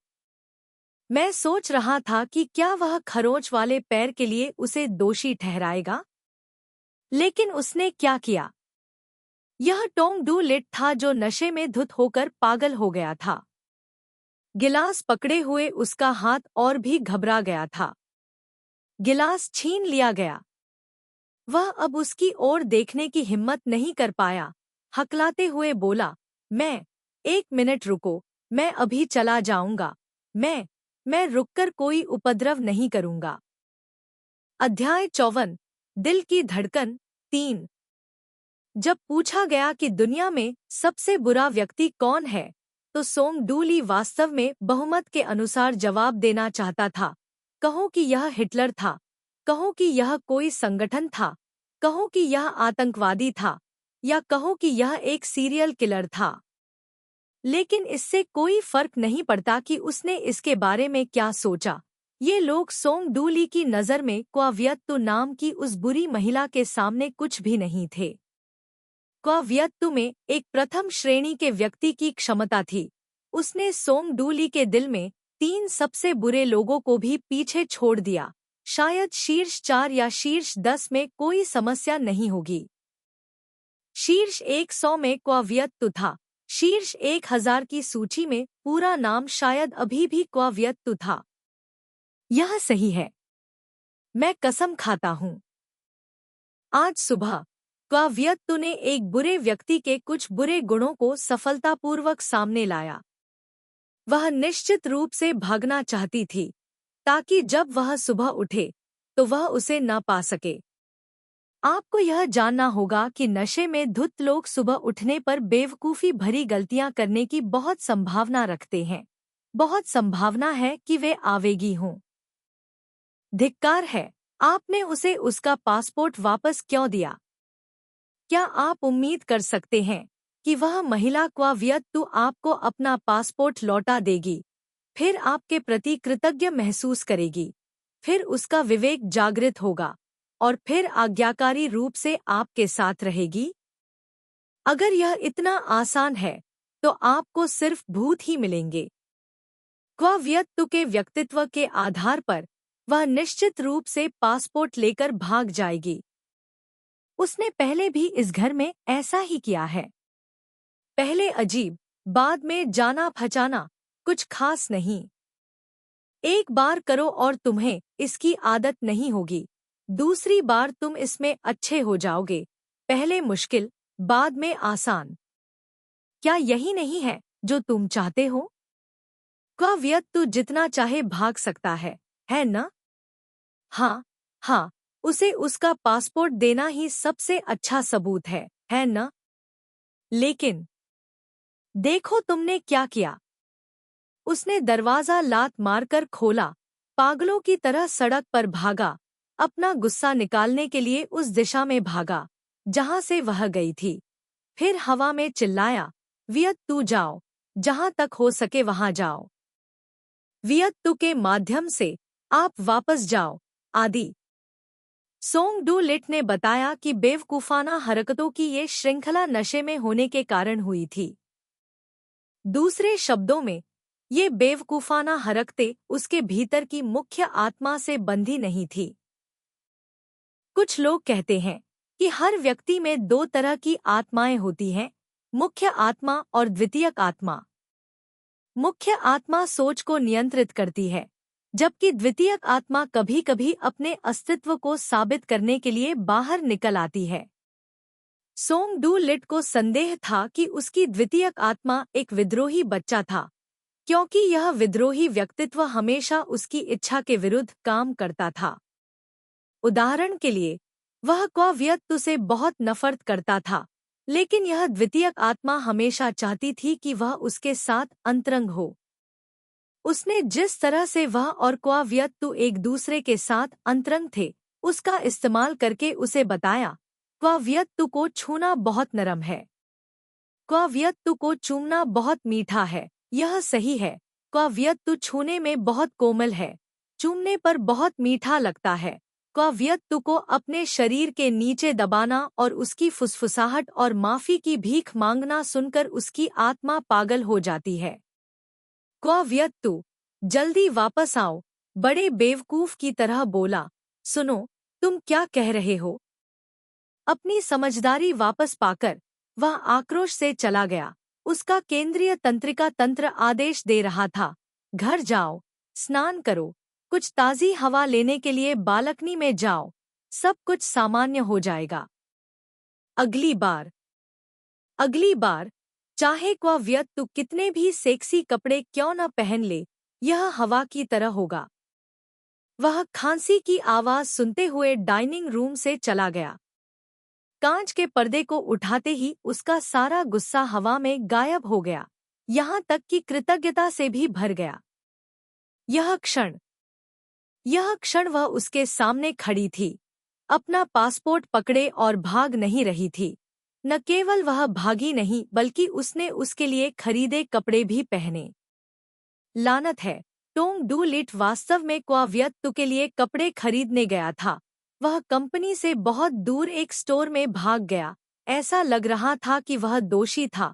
उस समय उसने खंडन नहीं किया और यहाँ तक कहा, उसे 3 रंगों से ज्यादा के कपड़े पहनने से नफरत है और डिजाइनर कपड़ों में कोई त्रिकोण नहीं हो सकता। क्वावियत्तु की बुरी आदतें वाकई बहुत ज्यादा थी। सोंग डू लिट का भी कोई भविष्य नहीं था। उस समय स्टोर क्लर्क ने उससे पूछा कि उसे कौन सी शैली चाहिए, और उसने अचानक कहा, यह आरामदायक होना चाहिए और जितना कम खुला हो उतना अच्छा है, जिससे स्टोर क्लर्क थोड़ी देर के लिए चुपके से हंसा। इस समय उसने उसके लिए खरीदे गए कपड़े पहने हुए थे। कपड़े ने उस शरीर को ढक दिया जिसे उसने कल रात छुआ था। इस अप्रत्याशित खुशी ने सोंग डू लिट को यह निर्धारित करने में असमर्थ बना दिया कि यह उसकी प्राथमिक आत्मा से आया है या द्वितीयक आत्मा से। अब उसके शरीर में 2 आत्माएं एक तरह की समझ पर पहुंच गई थी, जो थी कल रात। क्या उसने उसके गुलाबी होठों को चूमा था? अगर नहीं, तो तुरंत किस करो। अगर किस कर लिया है, तो फिर से किस करो। लेकिन क्वावियत्तु में वाकई वो क्षमता है। सुनो, उसने क्या कहा? मैं अभी जा रहा हूँ। मैं यहाँ नहीं रहूंगा और नहीं जाऊंगा। मुख्य आत्मा और द्वितीयक आत्मा फिर से बहस करने लगे। एक पक्ष जोर से चिल्ला रहा था, उसे जाने के लिए कहो, जबकि दूसरा पक्ष चिल्ला रहा था, यदि आप अब और संकोच करते हैं, तो उसके गुलाबी होठों को चूम लें। क्वावियत्तु ने जमीन पर देखा। उसने कहा कि वह जाना चाहती थी, लेकिन किसी कारण से उसके पैर हिल नहीं पा रहे थे। उसके पैर इतने स्थिर क्यों थे? बेशक यह टोंग डू लिट की वजह से था। टोंग डू लिट की निगाहें बेहद भयंकर थीं। इसने उसके दिल की धड़कनें बढ़ा दी। जब टोंग डू लिट ने उसका नाम पुकारा तो उसने सावधानी से एक वाक्य के साथ उत्तर दिया, क्या आप जाने के लिए इंतजार करने की योजना बना रहे हैं? चाहे वह उसकी आंखें हों या उसकी आवाज, वे बेहद भयंकर थी, जैसे कि वे उसे जिंदा खा जाना चाहते हों। बेशक। क्या तुम इस पर विश्वास करते हो? जैसे ही तुम यहाँ से बाहर निकलोगे, तुम्हें तुरंत एक कंटेनर में भर दिया जाएगा, उसने उसे उत्तर दिया। ये शब्द परिचित लग रहे थे। उसका प्रश्न भी परिचित था। इसे कंटेनर में रखने का उद्देश्य क्या है? इसे मछली के चारे के रूप में भारतीय महासागर में फेंक दो। यह अभी भी अच्छा है। इसे किसी जनजाति में नहीं भेजा जा रहा है ताकि वहां के पुरुषों के लिए बच्चों का एक समूह पैदा हो। ये मैरियन के पिछले शब्द थे। तब तक एक भी बाल नहीं बचेगा। इस तरह यह खत्म हो जाएगा और दुनिया में शांति होगी और सोंग डू लिट आराम से रह सकेगा, उसने कहा। अचानक क्वावियत्तु को बहुत डर लगा कि टोंग डू लिट बोलना जारी रखेगा। उसके शब्दों ने उसे थोड़ा भ्रमित कर दिया। उसे उन्हें सुनना अच्छा भी लगा और सुनने से डर भी लगा, क्योंकि वह नहीं चाहती थी कि टोंग डू लिट कुछ और कहे, इसलिए उसके पास बोलने के अलावा कोई विकल्प नहीं था। लेकिन जैसे ही उसने अपना मुंह खोला, वह बोल पड़ी, कल? क्या डेट ठीक से चली? पागल! इस समय ये शब्द कहने का उसका क्या मतलब था? पागल! जब उसने यह सुना, तब भी वह इसे समझ नहीं पाई। बस, सोंग डू लिट ने जवाब क्यों नहीं दिया? यह सही है, उसने उसे 20 घंटे के लिए जेल भेज दिया। चाहे आप इसके बारे में कुछ भी सोचें, यह अक्षम्य था। और एक और बात थी जो इससे भी अधिक अक्षम्य थी। सोंग डू लिट ने डेट पर जाने के लिए ऐसे कपड़े पहने जैसे वह डेट पर जा रहा हो। हंसता स्माइली, लेकिन वह उसका मीठा रसभरी था। पहले तो यह बहुत खट्टा और कसैला था, लेकिन अंत में यह बहुत दिलचस्प था। इस समय उसका धैर्य अचानक बहुत अच्छा नहीं था। कल? क्या डेट सुचारू रूप से चली? उसने फिर से पूछा। पहली बार उसने थोड़ा दोषी महसूस करते हुए पूछा, लेकिन दूसरी बार यह बहुत ही उचित था। उसने फिर भी जवाब नहीं दिया। वियत टू के माध्यम से उसे अचानक एहसास हुआ कि वह अभी बहुत साहसी थी, यह कहते हुए कि वह यहाँ नहीं रहेगी। उसे यह दिखाने के लिए कार्रवाई करने की आवश्यकता थी कि वह यहाँ नहीं रहेगी। उसने आधा कदम उठाया, फिर दूसरा कदम उठाने ही वाली थी कि मुझे नहीं पता, उसने कहा। रुककर उसने पूछा, नहीं जानने से तुम्हारा क्या मतलब है? जब मैं शो देख रही थी, तो मैं फल डिलीवरी करने वाले की कही हुई बातों के बारे में सोचती रही, और जब मैं खा रही थी, तो मैं फल डिलीवरी करने वाले की कही हुई बातों के बारे में सोचती रही, और ड्राइवर भी यही सोच रहा था। अगर क्वावियत्तु टोंग डू लिट के लिए घर की सफाई करते हुए गा रही थी, तो इसका क्या मतलब होगा? मैंने इसे ऑनलाइन देखा और 10 में से 7 लोगों ने चुना। एक महिला एक आदमी के घर की सफाई कर रही है। क्या आपको अभी भी जवाब चाहिए? यह सेब को पसंद करने जैसा है क्योंकि आप सेब खाना चाहते हैं। यह एक बहुत ही सामान्य बात है। थोड़ी देर बात करने के बाद भी उसने उसे डेट के बारे में नहीं बताया। उसे अब यहाँ समय बर्बाद करने की जरूरत नहीं थी। वह जाना चाहती थी, लेकिन सोंग डूली अपने कमरे में कल रात जो हुआ था, उसे फिर से दोहरा रहा था। वह जहाँ भी जाती, वह उसका रास्ता रोकता। यह व्यक्ति, क्या उसे लत है? कितना बचकाना! अपना सिर उठाते हुए वह सीधी खड़ी हो गई और उसकी आंखों से मिली। उसकी नज़र उसके कॉलर बोन पर पड़ी। उसकी आवाज़ कर्कश थी क्योंकि उसने कहा, क्वावियत्तु, तुम्हें शायद पता नहीं है, यह एक बुरी लड़की के शरीर पर वह जगह है जहां कीड़े सबसे ज्यादा काटना पसंद करते हैं। उसने कहा, क्वावियत्तु एक बुरी लड़की है। उसका चेहरा लाल हो गया था। उसने अपना हाथ उठाया। उसे उस लड़के को थप्पड़ मारना था जिसने उसका फायदा उठाया था और अभी भी इस तरह की हरकत कर रहा था। उसका हाथ हवा में टकराया, न केवल हवा में, बल्कि उसके हाथ ने उसे कसकर पकड़ लिया। एक सेकंड बाद उसके कॉलर बोन से एक नरम एहसास हुआ। अचानक इस घुटन ने क्वाव्यक्तु को जमने पर मजबूर कर दिया। उसका दिमाग खाली हो गया। इस खालीपन में, कल रात, क्या किसी कीड़े ने तुम्हें इस तरह काटा था? हम्मा, बस ऐसे ही। वह उस आदमी के सिर को देखती रही। उस आदमी के सिर को अपनी गर्दन में दबा हुआ देखकर उसके कॉलर बोन से एक सुन्न-सी भावना आई। ऐसा लगा जैसे कोई कीड़ा उसे काट रहा हो। क्वाव्यक्तु, इस आदमी को लात मार कर दूर भगा दे। इस आदमी को लात मार कर जमीन पर गिरा दे। उसका पैर पहले से ही उठा हुआ था, लेकिन उसने हवा में लात मारी। उसके सामने कोई नहीं था। उसने लात मारने के लिए अपना पैर उठाने से पहले उसके जाने का इंतजार किया। कांच से खनकने की आवाज आई।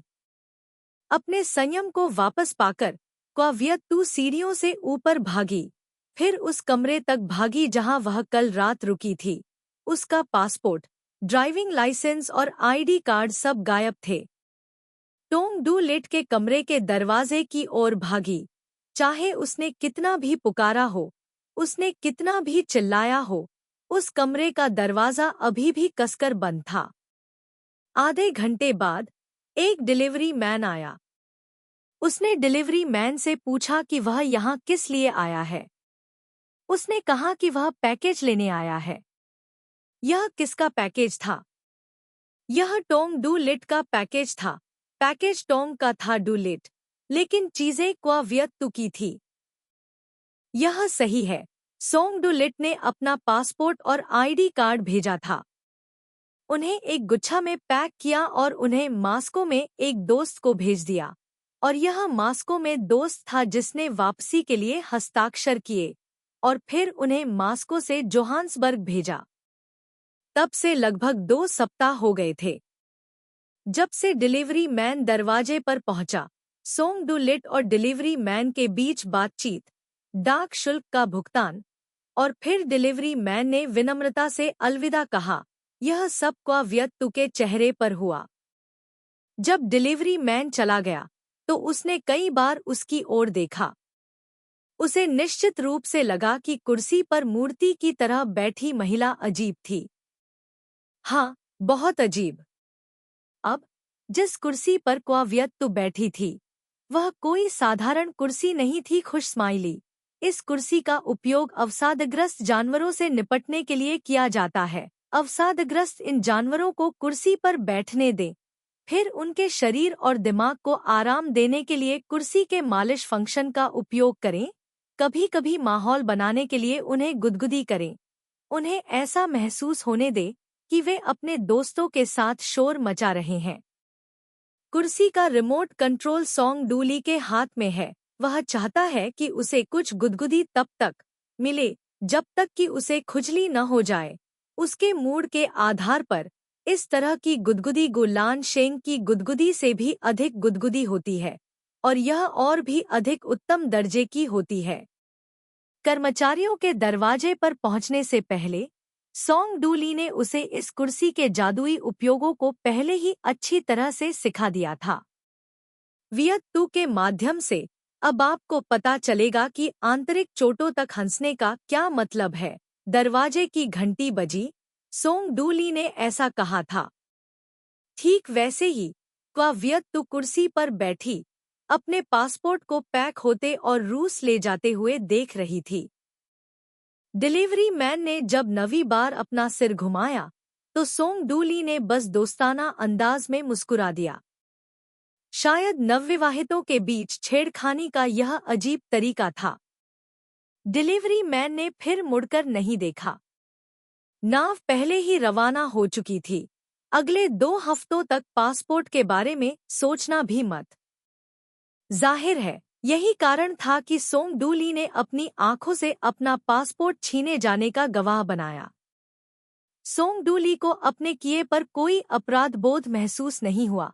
इसके विपरीत उसने शांति से उसे कुछ काम करने का आदेश दिया। उसे टूल बॉक्स लाने के लिए कहा, क्योंकि उसे टूटे हुए दरवाजे की मरम्मत करनी थी। दरवाजा ठीक करते समय उसने उससे पूछा कि उसने दरवाजा क्यों तोड़ा। मैंने कल रात कुछ ज्यादा ही पी ली थी। सच में, मैंने इसके बारे में जितना भी सोचा, ऐसा नहीं लगा। कोई जवाब नहीं। उसकी मदद करना वाकई बोरिंग था। तो फिर तुम सड़क पर क्यों भागे? और अपने जूते भी फेंक दिए? स्वर में ऐसा लग रहा था कि वह लापरवाही से कोई सवाल पूछ रहा था। सोंग डू लिट की हरकतें रुक गईं। उसने अपने बड़ीगिरी के औजार नीचे रख दिए, उसकी तरफ देखा और पूछा, क्वा व्यत्तु, क्या तुम सच में कारण जानना चाहती हो? ऐसा लग रहा था कि कोई और कारण था। कट। और क्या कारण हो सकता है? हंसते हुए उसने कहा कि सोंग डू लिट का नशे में धुत रूप एक पागल शराबी जैसा था। उसने उसकी ओर देखा।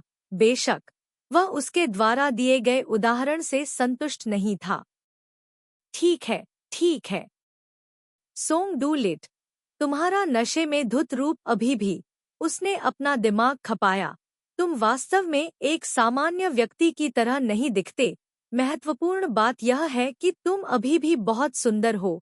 ऐसा लग रहा था कि उसे अभी भी उस पर विश्वास नहीं हुआ। वाकई सुंदर? उस समय मैं तुम्हारे नशे में धुत रूप को देखकर पानी पीना भूल गया था, और उस समय मुझे बहुत प्यास लगी थी। एक गंभीर शपथ। उसे इतना देखते रहना कि तुम पानी पीना भूल जाओ। सिर हिलाते हुए वह निश्चित रूप से कहना चाहता था, लेकिन किसी तरह वह केवल सिर हिला ही सका। उसने उसे देखने में जितना समय लगाया वह थोड़ा ज्यादा था। वियत्तु के माध्यम से सिर झुकाकर उसकी नाक से एक हल्की गुनगुनाहट निकली। कल रात क्यों नहीं गए? उन्होंने एक कम आवाज में पूछा। डू लिट ने कहा, मैं नशे में है, मुझे कुछ भी पता नहीं है। नया विचार। लिट तीसरी मंजिल पर गया, गुलाबी और हरे रंग के दरवाजे वाले कमरे की ओर इशारा किया। मैं इस कमरे में रहना चाहता हूँ। यह वही कमरा था जिसके बारे में मैरियन ने कहा था।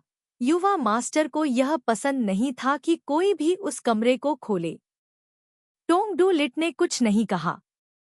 ऐसा लग रहा था कि कमरे में वास्तव में एक मत्स्यांगना छिपी हुई थी। मुझे यह कमरा चाहिए। क्या तुम मेरी बात सुन रहे हो? क्वा व्यत्तु ने अपनी आवाज ऊंची की। ठीक है, उसने दृढ़ता से उत्तर दिया। ओह! इसने क्वा व्यत्तु को आश्चर्यचकित कर दिया।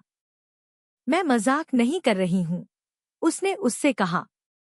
जब भी तुम रहना चाहो, आकर रहो, उसने उससे कहा। बहुत ही संदिग्ध। उसका दिमाग बहुत तेजी से घूम गया। मुझे अब यह कमरा नहीं चाहिए। वह एक गहन प्रश्न पूछना चाहता था। ठीक है, भाड़ में जाओ। आखिर में टोंग डू लिट का क्या मतलब था? उसने उसकी विनती इतनी आसानी से क्यों मान ली? यह बहुत अजीब था। उसने कुछ कदम आगे बढ़कर कहा, मैं तुम्हारे साथ मजाक कर रही थी। जिस कमरे में तुम रहना चाहती थी वह वहाँ है। तो क्या तुम अब भी रहना चाहती हो? सवाल का लहजा भी नरम था। बेशक मैं रहना चाहती हूँ। वह दरवाजे के रंग से भी बहुत संतुष्ट थी, और दरवाजा सिर्फ दूसरा था। उस कमरे के अंदर ऐसा क्या था जिसने क्वा व्यत्तु को उत्सुक बनाया? दरवाजा खोला। खाली कमरे के सामने खड़े होकर क्वा व्यत्तु की दिलचस्पी कम हो गई। वहां मूल रूप से कोई जलपरी नहीं थी। कमरे में एक कुर्सी भी नहीं थी। क्वा व्यत्तु को पहले यह अनुरोध करने का थोड़ा पछतावा हुआ। यह तीसरी मंजिल थी। अगर वह यहाँ रहती तो उसे एक और मंजिल चढ़नी पड़ती। यह कहने से पहले कि उसे इस कमरे में रहना पसंद नहीं है, उसे टोंग डू लिट से पूछना पड़ा कि इस कमरे में कुछ क्यों नहीं है। अभी वह इस कमरे में केवल यही एक चीज थी जिसके बारे में उसे उत्सुकता थी। जब तक कोई अंदर नहीं आता तब तक प्रतीक्षा करें। फिर कुछ फर्नीचर जोड़े, टोंग डू लिट ने उदासीनता से उत्तर दिया। जब तक कोई अंदर नहीं आता तब तक प्रतीक्षा करें। फिर कुछ फर्नीचर जोड़े। दूसरे शब्दों में, यह कमरा लोगों के रहने के लिए आरक्षित था। चारों ओर देखते हुए, छत, खिड़की के पर्दे सब सुंदर रंग चुने। यह सुंदर रंग सोंग डूली के शब्दों के साथ संयुक्त है, कोई और नहीं है। अगर छोटी चाची को पता चल जाता तो वह उस कमरे को अपने कब्जे में ले लेती जिसे इस प्यारे बेटे ने उसके लिए तैयार किया था, तो वह निश्चित रूप से वजन कम करने की हद तक नाराज हो जाती। क्वाव्यक्तु, अब तुम्हें पता चल गया, सोंग डूली ने दरवाजे के फ्रेम पर झुकते हुए कहा। यह कमरा बस एक कमरा है। तो सोंग डूली ने दरवाजा बंद कर दिया। उसके चेहरे पर भाव स्पष्ट रूप से लिख रहे थे, यह कहानी का अंत है। ऐसा कैसे हो सकता है? अगर उसे पता होता कि यह कमरा सोंग डूली ने अपनी छोटी चाची के लिए तैयार किया है, तो क्वाव्यक्तु को पहली नजर में ही इस कमरे से प्यार हो जाता। मुझे यह कमरा पसंद है, खासकर कमरे का रंग, यह देखने में अच्छा लगता है, उसने उससे कहा। इस जगह पर आपको एक और मंजिल चढ़नी होगी। कोई बात नहीं, कुछ बार सीढ़ियां चढ़ने से आपके पैरों की कसरत हो सकती है। जवाब बहुत ही मानक था। सोंग डूली उसके पास आया, उसकी कलाई पकड़ ली। क्वाव्यक्तु, अच्छी तरह से देखो, इस कमरे में कुछ भी नहीं है। क्या वह वास्तव में यहाँ रहने को तैयार है? कोई बात नहीं, मेरा विश्वास करो, मैं इसे ऐसी जगह में बदल सकती हूँ जहाँ सब कुछ उपलब्ध है। उसकी आवाज आत्मविश्वास से भरी थी। अध्याय 55, दिल की धड़कन 4। क्वाव्यक्तु के खाते में अभी सिर्फ थोड़े से पैसे बचे थे। इस पैसे से 40 और घरेलू सामान खरीदना काफी था। दुर्भाग्य से उसका कार्ड मॉस्को जाने के लिए था, इसलिए क्वाव्यक्तु ने टोंग डू लिट को हार्डवेयर स्टोर तक घसीटने का फैसला किया। टोंग डू लिट को पहले भुगतान करने दिया और उसे ड्राइवर बनने दिया। क्वाव्यक्तु की किस्मत वाकई खराब नहीं थी। आज रविवार था, टोंग डू लिट के लिए दुर्लभ रविवारों में से एक। दोपहर का भोजन समाप्त करने के बाद वे चल पड़े। कल के अप्रिय नाश्ते के लिए दोनों ने मौन सहमति से इसका उल्लेख नहीं करने के लिए कहा और पिछले कुछ दिनों में हुई कई चीजों का भी उल्लेख नहीं किया। उसने गाड़ी चलाई, वह यात्री सीट पर बैठी। कार में हल्का संगीत बज रहा था। क्योंकि दोपहर का भोजन बहुत नमकीन था, क्वाव्यक्तु ने अपने बैग में एक कांच की पानी की बोतल रखी। उसने पानी की बोतल का ढक्कन खोला, बस कुछ घूंट लिए। पानी टोंग डू लिट ने ले लिया। बस एक पल में पानी का आधा हिस्सा ही बचा था। ऐसा लग रहा था कि उसने दोपहर के भोजन में बहुत नमक डाला था। पानी की बोतल पकड़े हुए क्वाव्यक्तु एक पल के लिए झिझकी। टोंग डू लिट ने फिर से पानी लेने के लिए हाथ बढ़ाया। पानी ज्यादा नहीं था। बिना किसी हिचकिचाहट के उसने अपने मुंह में पानी डाला, एक गले में बोतल पिया। पानी पीने के बाद उसका चेहरा थोड़ा गर्म था। स्टोर किसानों के बाजार के पास था, बहुत से लोग थे। इसके विपरीत एक युवा जोड़ी थी। उन्होंने हाथों को फिर से हासिल करने के बाद क्वाव्यक्तु को पता चला कि वह और सोंग डू लिट को भी आपस में शामिल किया गया था। एक घर के उपकरण से बाहर आने वाले एक जोड़े से बहुत अलग नहीं था। बहुत भीड़। सोंग डू लिट ने कहा कि वह अभी भी दोपहर में काम कर रहा था। दुकान के चारों ओर घूमना 2 घंटे से अधिक नहीं ले सकता है। वहां ड्राइविंग और वापस चला गया 1 घंटा हो गया था। सामान चुनने के लिए ज्यादा समय नहीं बचा था। समय पहले से ही सीमित था। अगर वे फिर से खो गए तो बहुत परेशानी होगी। इसलिए क्वाव्यक्तु ने अपना हाथ पीछे नहीं खींचा। उसने इस तरह समझाया। घरेलू उपकरण स्टोर में प्रवेश करते हुए सोंग डू लिट ने मालिक को खरीदने के लिए घरेलू उपकरणों की एक सूची दी। सबसे कोमल रंग चुने, कोई त्रिकोण नहीं होना चाहिए। ग्राहक की आवाज कानों को बहुत अच्छी लगी। मालिक ने अपना सिर उठाया। इस डर से कि सोंग डू लिट के सुंदर चेहरे को कोई पहचान न ले, क्वा वियत तु सोंग डू लिट के सामने खड़ी हो गई, महिला मालिक की नजरों को अवरुद्ध करते हुए। महिला मालिक ने नमूने निकाले, सामान उसने खरीदा था, चयन निश्चित रूप से उसका था, कुछ ऐसे चुने जो आंखों को भाते थे। रंग चुनने के बाद अगला काम आकार का था। मालिक उन्हें गोदाम में ले गया। बहुत जल्दी उन्होंने अलमारी, जूते की अलमारी, ड्रेसिंग टेबल चुनी, अंत में केवल बिस्तर बचा था। बिस्तर को सावधानी से चुनना था, यह सोने के लिए एक जगह थी।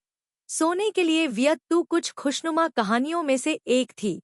उसने दुकान मालिक से अपनी मांग बताई। डबल बेड या सिंगल बेड? महिला दुकान मालिक ने अचानक यह सवाल उठाया। क्या पूछना है? बेशक, सिंगल बेड, डबल बेड, दो आवाजें एक साथ बोलीं। सिंगल बेड, यही उसने कहा था, और डबल बेड, वह था जिसने अब तक कुछ भी कहने की जहमत नहीं उठाई थी।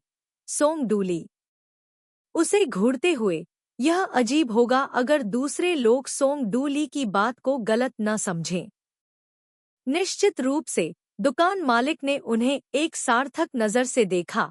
नहीं, नहीं, वह स्पष्ट रूप से उस दिशा में सोच रहा था। उसकी धमकी भरी नजर के तहत सोंग डूली ने आखिरकार प्रतिक्रिया व्यक्त की। उसके कंधे को गले लगाया और कहा, उसकी नींद की मुद्रा अच्छी नहीं है। यह और भी बुरा था। घरेलू उपकरण की दुकान छोड़ने से पहले दुकान मालिक ने उन्हें चीनी मिट्टी के कप का एक सेट भी दिया, यह कहते हुए कि यह एक उपहार है। गुलाबी और नीला, आकार एक जैसा था। क्वा वियत तु ने इसे स्वीकार नहीं किया। उसने महिला दुकान मालिक से कहा, बहन, आपने गलत समझा, हम साथ नहीं रहते हैं। बस बोलना समाप्त किया। चीनी मिट्टी के कप को छीन लिया गया।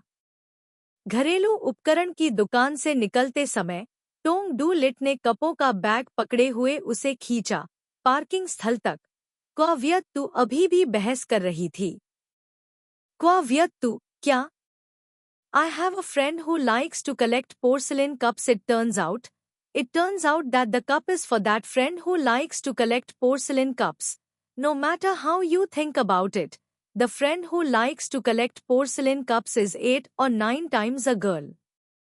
Or is it Song Du Liet's date yesterday?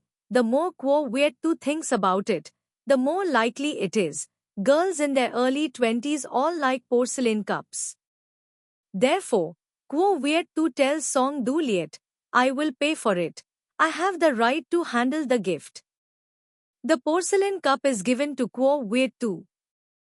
They just left the store when the delivery car arrived at the house.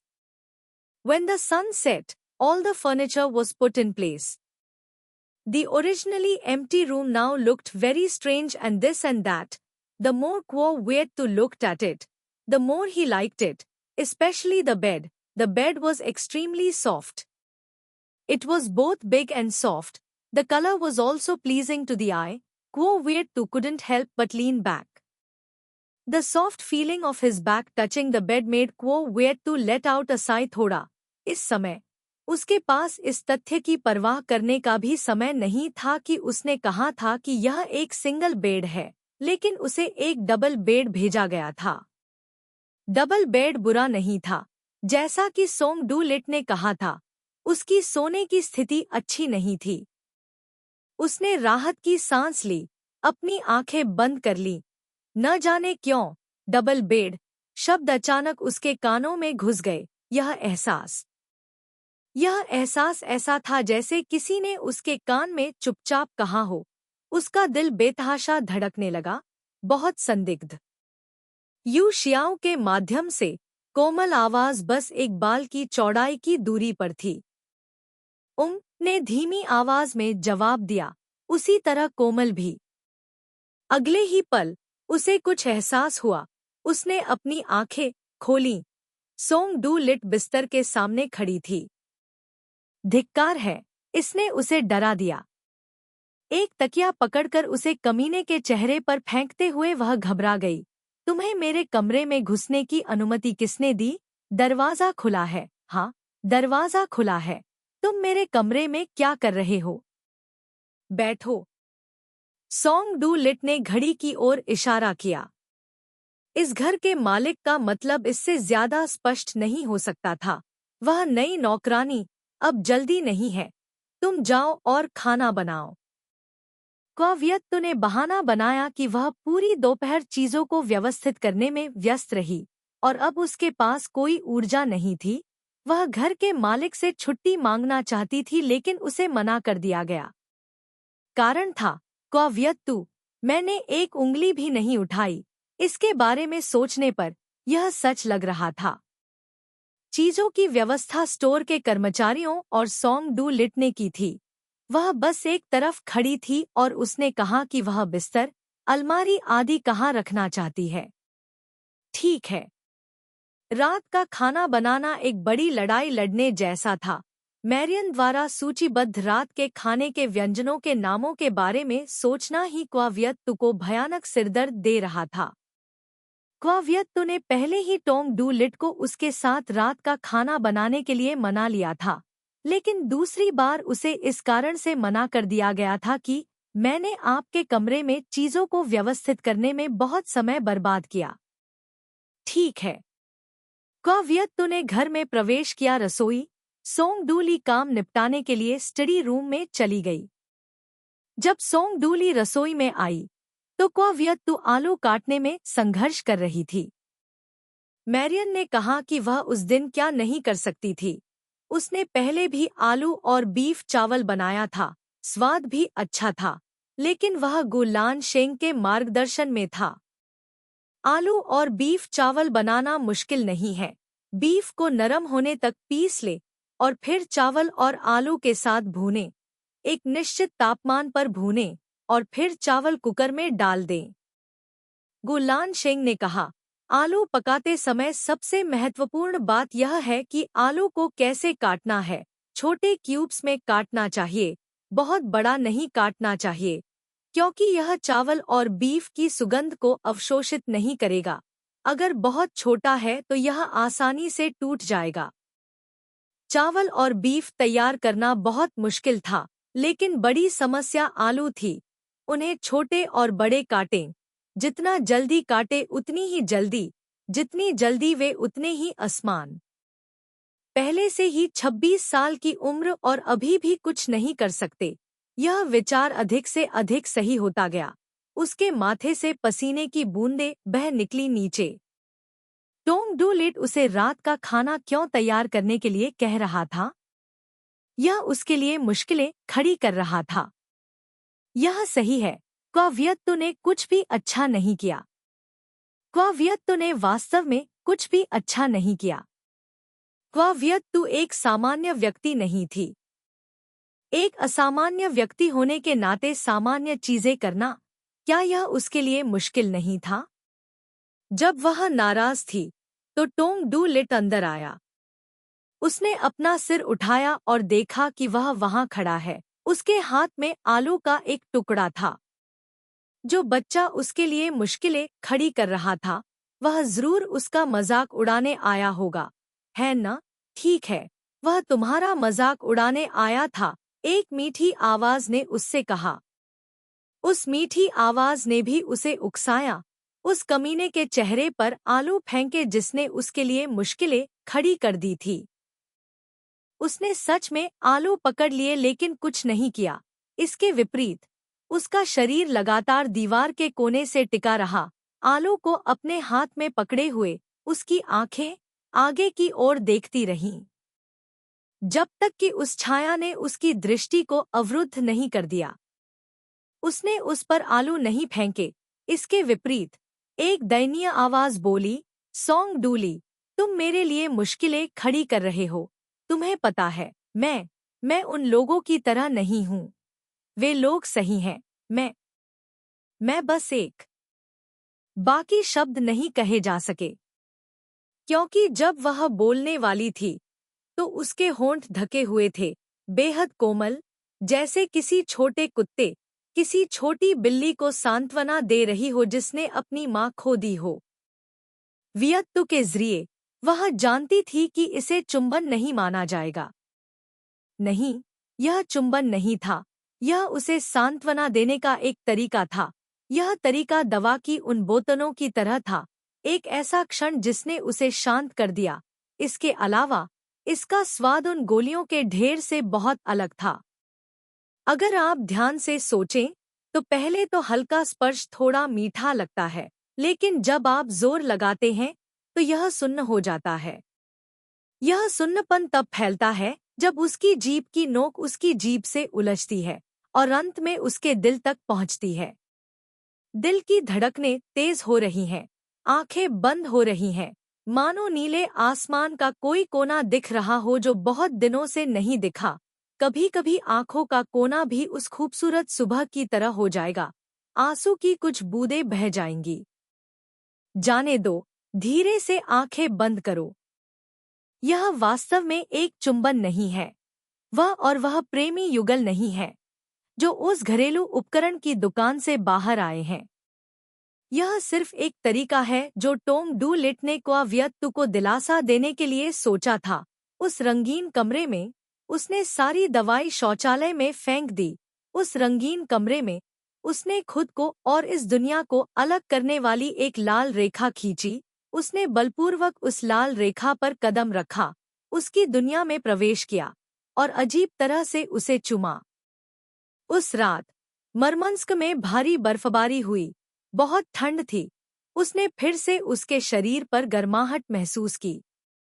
यह वास्तव में एक चुंबन नहीं है। वह दोनों जानते हैं।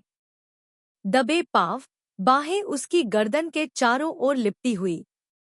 जब शरीर कुछ गलत लग रहा था, उसने जल्दी से उसे धक्का दिया और जल्दी से उसकी शर्ट को बटन किया। वह इधर उधर हो गया। ओके, मेज पर लाया गया था। क्या बुरा नहीं है? सोंग डू झूठ अचानक इस तरह के एक वाक्य को उड़ा दिया।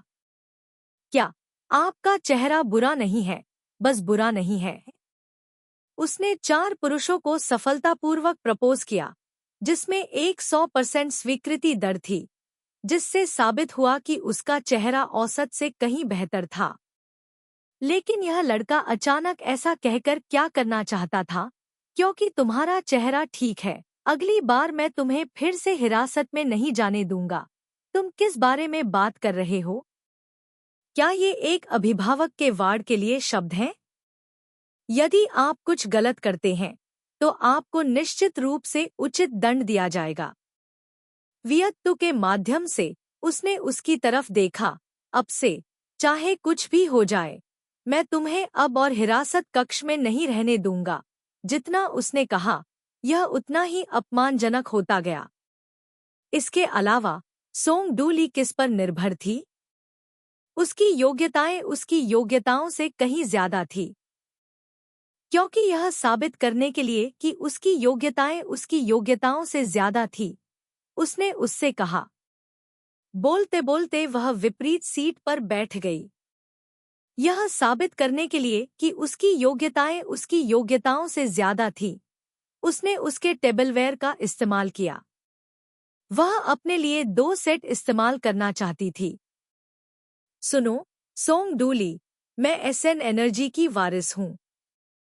अगर एक दिन मैं खुश नहीं रही तो मैं तुम्हें तुरंत घर से बाहर निकाल दूंगी। डिनर को अभी भी मजेदार माना जा सकता था। बीफ और आलू चावल का स्वाद भी ठीक था। उन दोनों ने मिलकर मेज साफ की। टहलने जाना है? उसने उससे पूछा। आसपास के नज़ारे को देखते हुए यह टहलने के लिए बहुत उपयुक्त था। पहले 2 लोग एक के बाद एक व्यक्ति के आकार के पेड़ को पार करने के बाद वे कंधे से कंधा मिलाकर चलने लगे। दूरी भी एक व्यक्ति के शरीर से कंधे तक शुरू हुई। कदम गिनने के लिए अपना सिर नीचे किया। उसने पाया कि उसने 2 कदम उठाए, वह पहले से ही 3 कदम उठा चुकी थी। चमत्कारिक रूप से वह गिरी नहीं। सीमेंट की सड़क के साथ वे घास पर चलते हुए पेड़ की छतरी के नीचे रुके। पहाड़ के बीच में खड़े थे। यहाँ से घर आंखों को बहुत भाता था। आप यहाँ घर खरीदने के बारे में क्या सोच रहे थे? उसने उससे पूछा। यहाँ बहुत शांति है, उसने जवाब दिया। हाँ, यहाँ बहुत शांति है। चाहे दिन हो या रात, चाहे सप्ताह का दिन हो या सप्ताहांत, यहाँ शांति और सुरक्षा है। आप आसमान में बादलों और जंगली जानवरों को आराम से टहलते हुए भी देख सकते हैं। ऐसा लगता है कि वह संवाद करने के अपने पुराने तरीके पर लौट आए हैं। क्वावियत्तु और टोंग डू लिट के अतीत को देखते हुए वे 11 साल तक साथ रहे थे। 19 साल की उम्र में क्वावियत्तु ने बाहर भागना शुरू कर दिया, क्योंकि वह हमेशा बहुत सी अस्पष्ट चीजें करती थी। वह एक आम आवाज नहीं खोज पाए। हर बार वे जमकर बहस करने लगे जब तक कि यह धीरे धीरे अजीब नहीं हो गया। कभी-कभी वे एक साथ फिल्म देखने भी जाते थे। फिल्म देखने के बाद वे अपना सिर नीचे करते और किसी कारण से अपने हाथों को आपस में जुड़ा हुआ देखते। समस्या को हल करने के बाद वह अपनी परिचित दुनिया में वापस आ जाती। वह अपना काम करता। अगली बार यह अस्पष्ट चीजों के कारण होगा। जब वे मिले तो वे बहुत ही तालमेल में थे, साथ में सिनेमा में हाथ थामे रहना भूल गए। जैसे जैसे समय बीतता गया, अगर कुछ परेशानी होती तो वह फिर से सामने आ जाता, एक दूसरे के प्रति शुरुआती नफरत से लेकर। धीरे धीरे सिनेमा में हाथ थामे रहने से ज्यादा गंभीर चीजें होने लगी। इस बार आगे क्या होगा, यह सोचने के लिए क्वावियत्तु बहुत आलसी था और सोचना नहीं चाहता था। वैसे भी अंत में वह हमेशा चली जाती और वह अपना काम जारी रखता। जब उनमें से हर एक ने गुड नाइट कहा तो रात के लगभग 10 बज चुके थे। वह काम निपटाने के लिए अपने कमरे में वापस आ गया। वह अपने बेडरूम में वापस आ गई।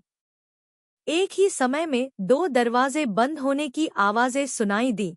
उसके कमरे से वह उसके दरवाजे के बंद होने की आवाज साफ सुन सकती थी। वह यह भी नहीं जानती थी कि वह अपने कमरे से उसका दरवाजा बंद होते हुए सुन सकता है या नहीं। क्वावियत्तु थोड़ी उत्सुक थी। अपनी जिज्ञासा के कारण उसने तुरंत बगल के कमरे में दस्तक दी। यह जानना चाहती थी कि उत्तर बहुत सरल था, जिससे टोंग डू लिट उसके कमरे में चला गया। हालांकि उसका यह विचार उसने उससे कहा, क्वावियत्तु, अब तुम 16 साल की नहीं हो। यह सही है, वह अब 16 साल की नहीं है। उसे खुद पर चिंतन करना है, खुद पर चिंतन करना है। तो मैं जा रही हूँ, उसने उससे कहा। उसका हाथ कसकर पकड़ा गया था।